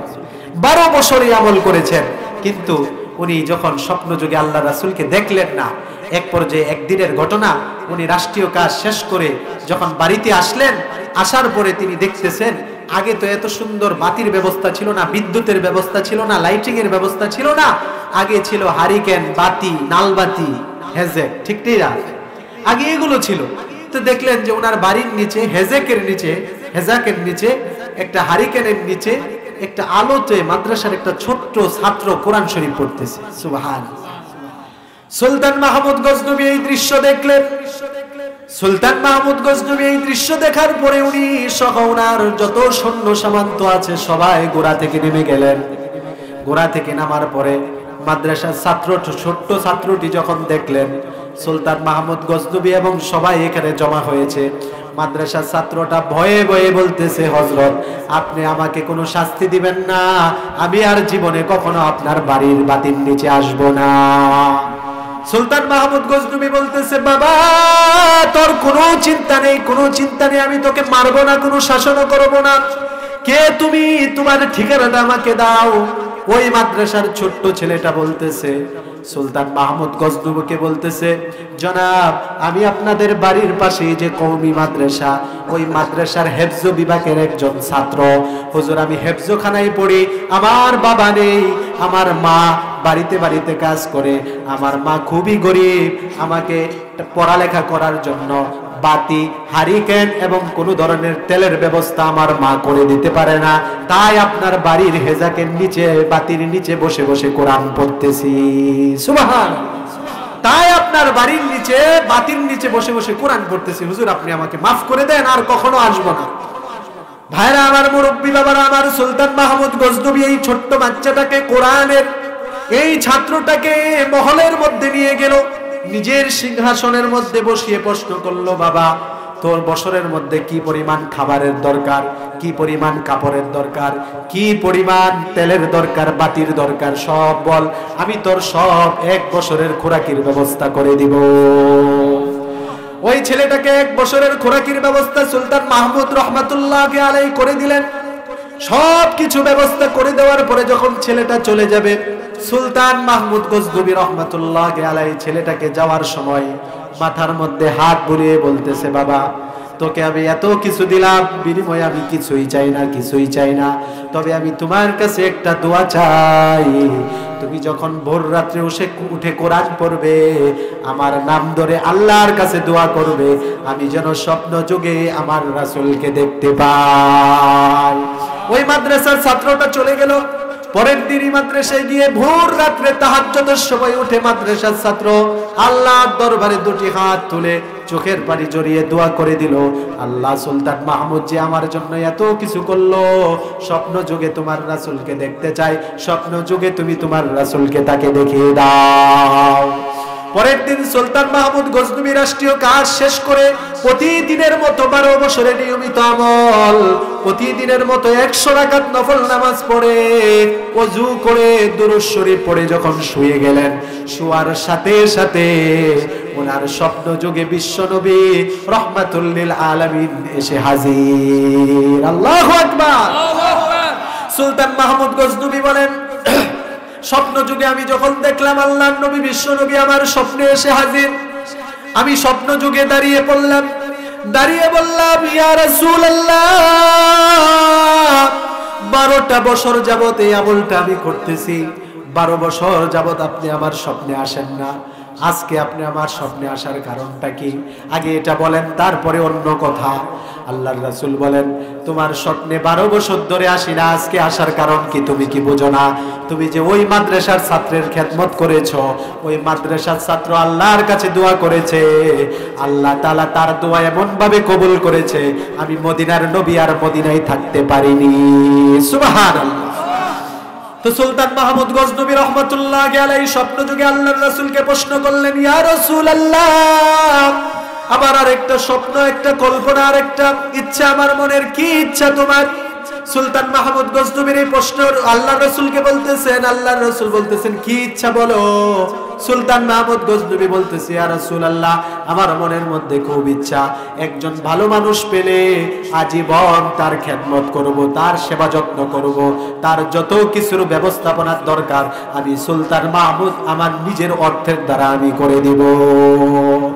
আল্লাহ রাসূল বলেন, সুলতান মাহমুদ তুমি তো আসলে একটা বোকা মানুষ, ভালো মানুষের সন্তান চাও, ভালো মানুষের সন্তান চাও। ভালো মানুষ কারা এটা তো আমি দুনিয়াতে আমি বলে এসেছি, আজ থেকে ১৫০০ বছর আগে দুনিয়াতেই তো আল্লাহর রাসূল বলে দিয়েছেন, খায়রুকুম মান তাআল্লামাল কুরআনা ওয়া আল্লামা। তোমাদের মধ্যে সবচেয়ে উত্তম সে যে কোরআন পড়ে এবং পড়ায়। সুবহানাল্লাহ। এজন্য আমরা কোরআনের খেদমত করতে রাজি আছি তো ইনশাআল্লাহ। তো ভাইরা আমার, মুরব্বী বাবারা আমার, যদি আমরা এই খেদমত করতে পারি, মাদ্রাসার ছাত্রদের খেদমত করতে পারি, আলেম ওলামার সাথে মহব্বত রাখতে পারি, ভালোবাসা রাখতে পারি, আরে আলেম ওলামাদের সাথে মহব্বত আর ভালোবাসা রাখবেন, বিদ্বেষ রাখবেন না, তাহলে দুনিয়াতেও আপনার ফায়দা হবে, পরকালেও ফায়দা হবে, ঠিক কিনা? আর যারা দুনিয়াতে আলেমদের সাথে বিদ্বেষ পোষণ করে, যারা দুনিয়াতে আলেমদের হাত ভেঙে দিতে চায়, যারা দুনিয়াতে আলেমদের ঘাড় মটকে দিতে চায়, যারা দুনিয়াতে আলেমদেরকে বুড়িগঙ্গায় ভেসিয়ে দিতে চায়, যারা দুনিয়াতে আলেমদেরকে পাকিস্তানে পাঠিয়ে দিতে চায়, এরা দুনিয়াতেও শান্তি পাবে না, পরকালেও শান্তি পাবে না, বলুন ঠিক কিনা? ভাইরা আমার, হুজুর চলে আসছে, আমি আর পারবো না। আলেমদের সাথে মহব্বত রাখবেন, মাদ্রাসার ছাত্রদের সাথে মহব্বত রাখবেন, ভালোবাসা রাখবেন। আল্লাহ তাআলা আপনাকে, কেউ উঠবেন না, মেহরবানি করে কেউ উঠবেন না। আল্লাহ তাআলা আপনাকে দুনিয়াতে থাকা অবস্থায় আল্লাহর রাসূলকে যদি স্বপ্ন দেখতে চান, তারা যদি আপনার জন্য দোয়া করে, হতে পারে আপনি আল্লাহর রাসূলকে স্বপ্ন যুগে দেখতে পারবেন, ঠিক কি না? তো এই জন্য আপনারা সবাই জানেন, আপনাদের এটা পরিচিত মাদ্রাসা, অনেক আগের মাদ্রাসা, পুরাতন মাদ্রাসা। এই না, আপনারা এখন অনেকে মনে করতেছেন যে এই যে আমগর ছেলে মনে হয় কালেকশনের মধ্যে চলে আসছে। কালেকশন যার তৌফিক আছে সে দিবেন, যার তৌফিক নাই সে দিবেন না। এখানে কি জোরাজুরির কোনো কিছু আছে? কিন্তু আপনি এই ভয়ে মাহফিল থেকে উঠে গেলেন, পরিবেশটা নষ্ট করলেন, এটা কিন্তু করবেন না। আল্লাহর রাস্তে যদি আপনাদের কারো উজর না থাকে, প্রস্রাব পায়খানা ওযু ইস্তেনজার উজুর না থাকে, এ ব্যতীত কেউ এখান থেকে উঠবেন না। উঠবেন না, আপনি টাকা না দেন, আপনার টাকার দরকার নেই, কিন্তু উঠবেন না। উঠলে আপনি মাহফিলের বরকত নষ্ট করবেন, আপনি মাহফিলের বরকত থেকে মাহরুম হবেন। এই পরিবেশটা সুন্দর আছে, হুজুর বয়ান করবে, আপনাদের কপাল ভালো। আমি প্রথমত আমি নিজের ভাগ্য আমি প্রকাশ করতেছি, আলহামদুলিল্লাহ। হুজুরের মতো ব্যক্তি আমার কথায় এরকম গ্রাম অঞ্চলে চলে আসবে আমি কখনো ভাবিনি। আমি বলার সাথে সাথে হুজুর বলতেছে, ঠিক আছে হুজুর, আমি একটা ডেট আপনাকে দিতেছি। তো হুজুর ডেটটা দিছে। এই এতটুকু জায়গা হেঁটে হেঁটে আমার মনে হয় না হুজুর কোথাও মাহফিলে যা। হুজুরের প্রায় দিন 2-3টা করে প্রোগ্রাম আপনাদের এলাকায় এসেছেন, আপনারা ধন্য, আপনারা কৃতজ্ঞতা আদায় করেন, থাকেন, সুন্দর পরিবেশটা সুন্দর রাখেন। হুজুর অসুস্থ, অল্প সময় বয়ান করবেন, যতটুকুই করবেন আমলের নিয়তে আমরা শুনবো ইনশাআল্লাহ। হুজুরের বয়ান শুধু বাংলাদেশ না, সমগ্র বিশ্বের মধ্যে প্রচলিত। হুজুর যে আমলের কথাগুলো বলেন, একটু আগে আমরা বলতেছিলাম, হুজুরের এই আমলের কথাগুলো আমি বয়ানের লাইনে এখন আমলের কথা বলা শুরু করেছি। আমি বলে বলতেছি এই যে সবার সামনে, আমি এই অভ্যাসটা আমি আর কেউ থেকে না, আমি হুজুর থেকে নিয়েছি। আমি হুজুরের সামনে বলতেছি, আমিও এখন বয়ানের মধ্যে এই যে আমলের কথা বলি 2-1টা, এগুলো আমি আর কোনো ব্যক্তির থেকে নিতেছি না, আমি হুজুর থেকে আমি এই সবকটা আমি নিয়েছি যে হুজুর যেহেতু বলে আমলের কথা আমিও বলবো। তো হুজুর আসছেন, হুজুর বয়ান করবেন খুব সংক্ষিপ্ত আকারে। মাদ্রাসা চালু হবে, শুরু হবে, মসজিদের কাজ হচ্ছে ইনশাআল্লাহ। এই মাদ্রাসাটা যদি আবার চালু হয়, আবার শুরু হয়, আপনাদেরই সন্তান, আপনাদেরই ভাই, আপনাদেরই ভাতিজা মাদ্রাসায় পড়বে, কোরআনের খেদমত, কোরআনের খাদেম হবে। আপনাদের সন্তান কোরআনের খাদেম হলে আপনার জানাজা যদি আপনার সন্তান আপনার জানাজা যদি পড়াতে পারে, আপনার জন্য জীবনে আর কি দরকার, আর কি লাগে আপনার জন্য? অনেক বড় হয়েছেন, অনেক কিছু আছে, মৃত্যুর পরে কেন আপনার ছেলে কখনো কবরের সামনে দাঁড়িয়ে যে একটা সূরা পড়বে, এই যোগ্যতা আপনার ছেলের নাই। আপনি ছেলেকে বড় ডাক্তার, ইঞ্জিনিয়ার, ব্যারিস্টার বানিয়েছেন, আপনার ছেলে কোনো কিছুই হতে পারে না, আপনার কোনো লাভ হবে না, কিচ্ছু হবে না। কিন্তু আপনার ছেলে মৃত্যুর পরে আপনার জানাজা পড়বে, আপনার ভাতিজা জানাজা পড়বে, আপনার ভাই আপনার জানাজা পড়বে, আপনার কবরের সামনে দাঁড়িয়ে দোয়া করবে, এর থেকে আর ভাগ্য কি হতে পারে? এজন্য মাদ্রাসা শুরু হবে, মসজিদেরও কাজ চলতেছে, এগুলো শুরু হবে। আপনাদের তো সাহায্য সহযোগিতা লাগবে। একজন মিলে কয়টা করবে? আমার মামা তো আছে আলহামদুলিল্লাহ, মামা তো করবেই, একা একজনের দ্বারা কিচ্ছু হয় না, মামা তো করতেই আছে আলহামদুলিল্লাহ, আরো করবে। আপনাদের সাহায্য সহযোগিতা পরামর্শ সব কিছু যদি থাকে, জিনিসটা অতি সহজ হবে, ঠিক কিনা? তো আলহামদুলিল্লাহ আপনারা সবাই যার যার তৌফিক অনুপাতে, যার টাকা আছে টাকা দিয়ে সাহায্য করবেন, যার পরামর্শ আছে পরামর্শ দিয়ে, সময় আছে সময় দিয়ে, শ্রম আছে শ্রম দিয়ে সাহায্য করতে রাজি আছি তো সবাই? রাজি আছি ইনশাআল্লাহ? ইনশাআল্লাহ বলেন। আরে আল্লাহর কাছে তো এটাও কবুল হতে পারে, বলেন ইনশাআল্লাহ। হাত তোলেন ইনশাআল্লাহ, বলেন আল্লাহ আমাদের যার যতটুকু তৌফিক আছে যেই ক্ষেত্রে সেই ক্ষেত্রেই আমরা মসজিদ মাদ্রাসার সাহায্যে এগিয়ে আসব ইনশাআল্লাহ। হাত নামান। তো সবই হবে, একটু সময়। তো আমাদের মামাই প্রথমেই এখানে ঘোষণা দিয়ে দিয়েছে, মসজিদ মাদ্রাসার জন্য মামা 50,000 টাকা এখনই উনি ঘোষণা করলেন দিবে। সবাই বলেন মারহাবা। আল্লাহ আপনি মামা আলহাজ লুৎফর রহমান ব্যাপারী সাহেবের 50,000 টাকার দানকে কবুল করে দেন। সবাই বলেন আমিন। আল্লাহ এই দানকে উসিলা করে উনার বাবা সহ উনার যত আত্মীয় স্বজন অন্ধকার কবরবাসী হয়ে গিয়েছেন সবাইকে মাফ করে জান্নাতের আলা মাকাম দান করে দিন। আল্লাহ জানমালের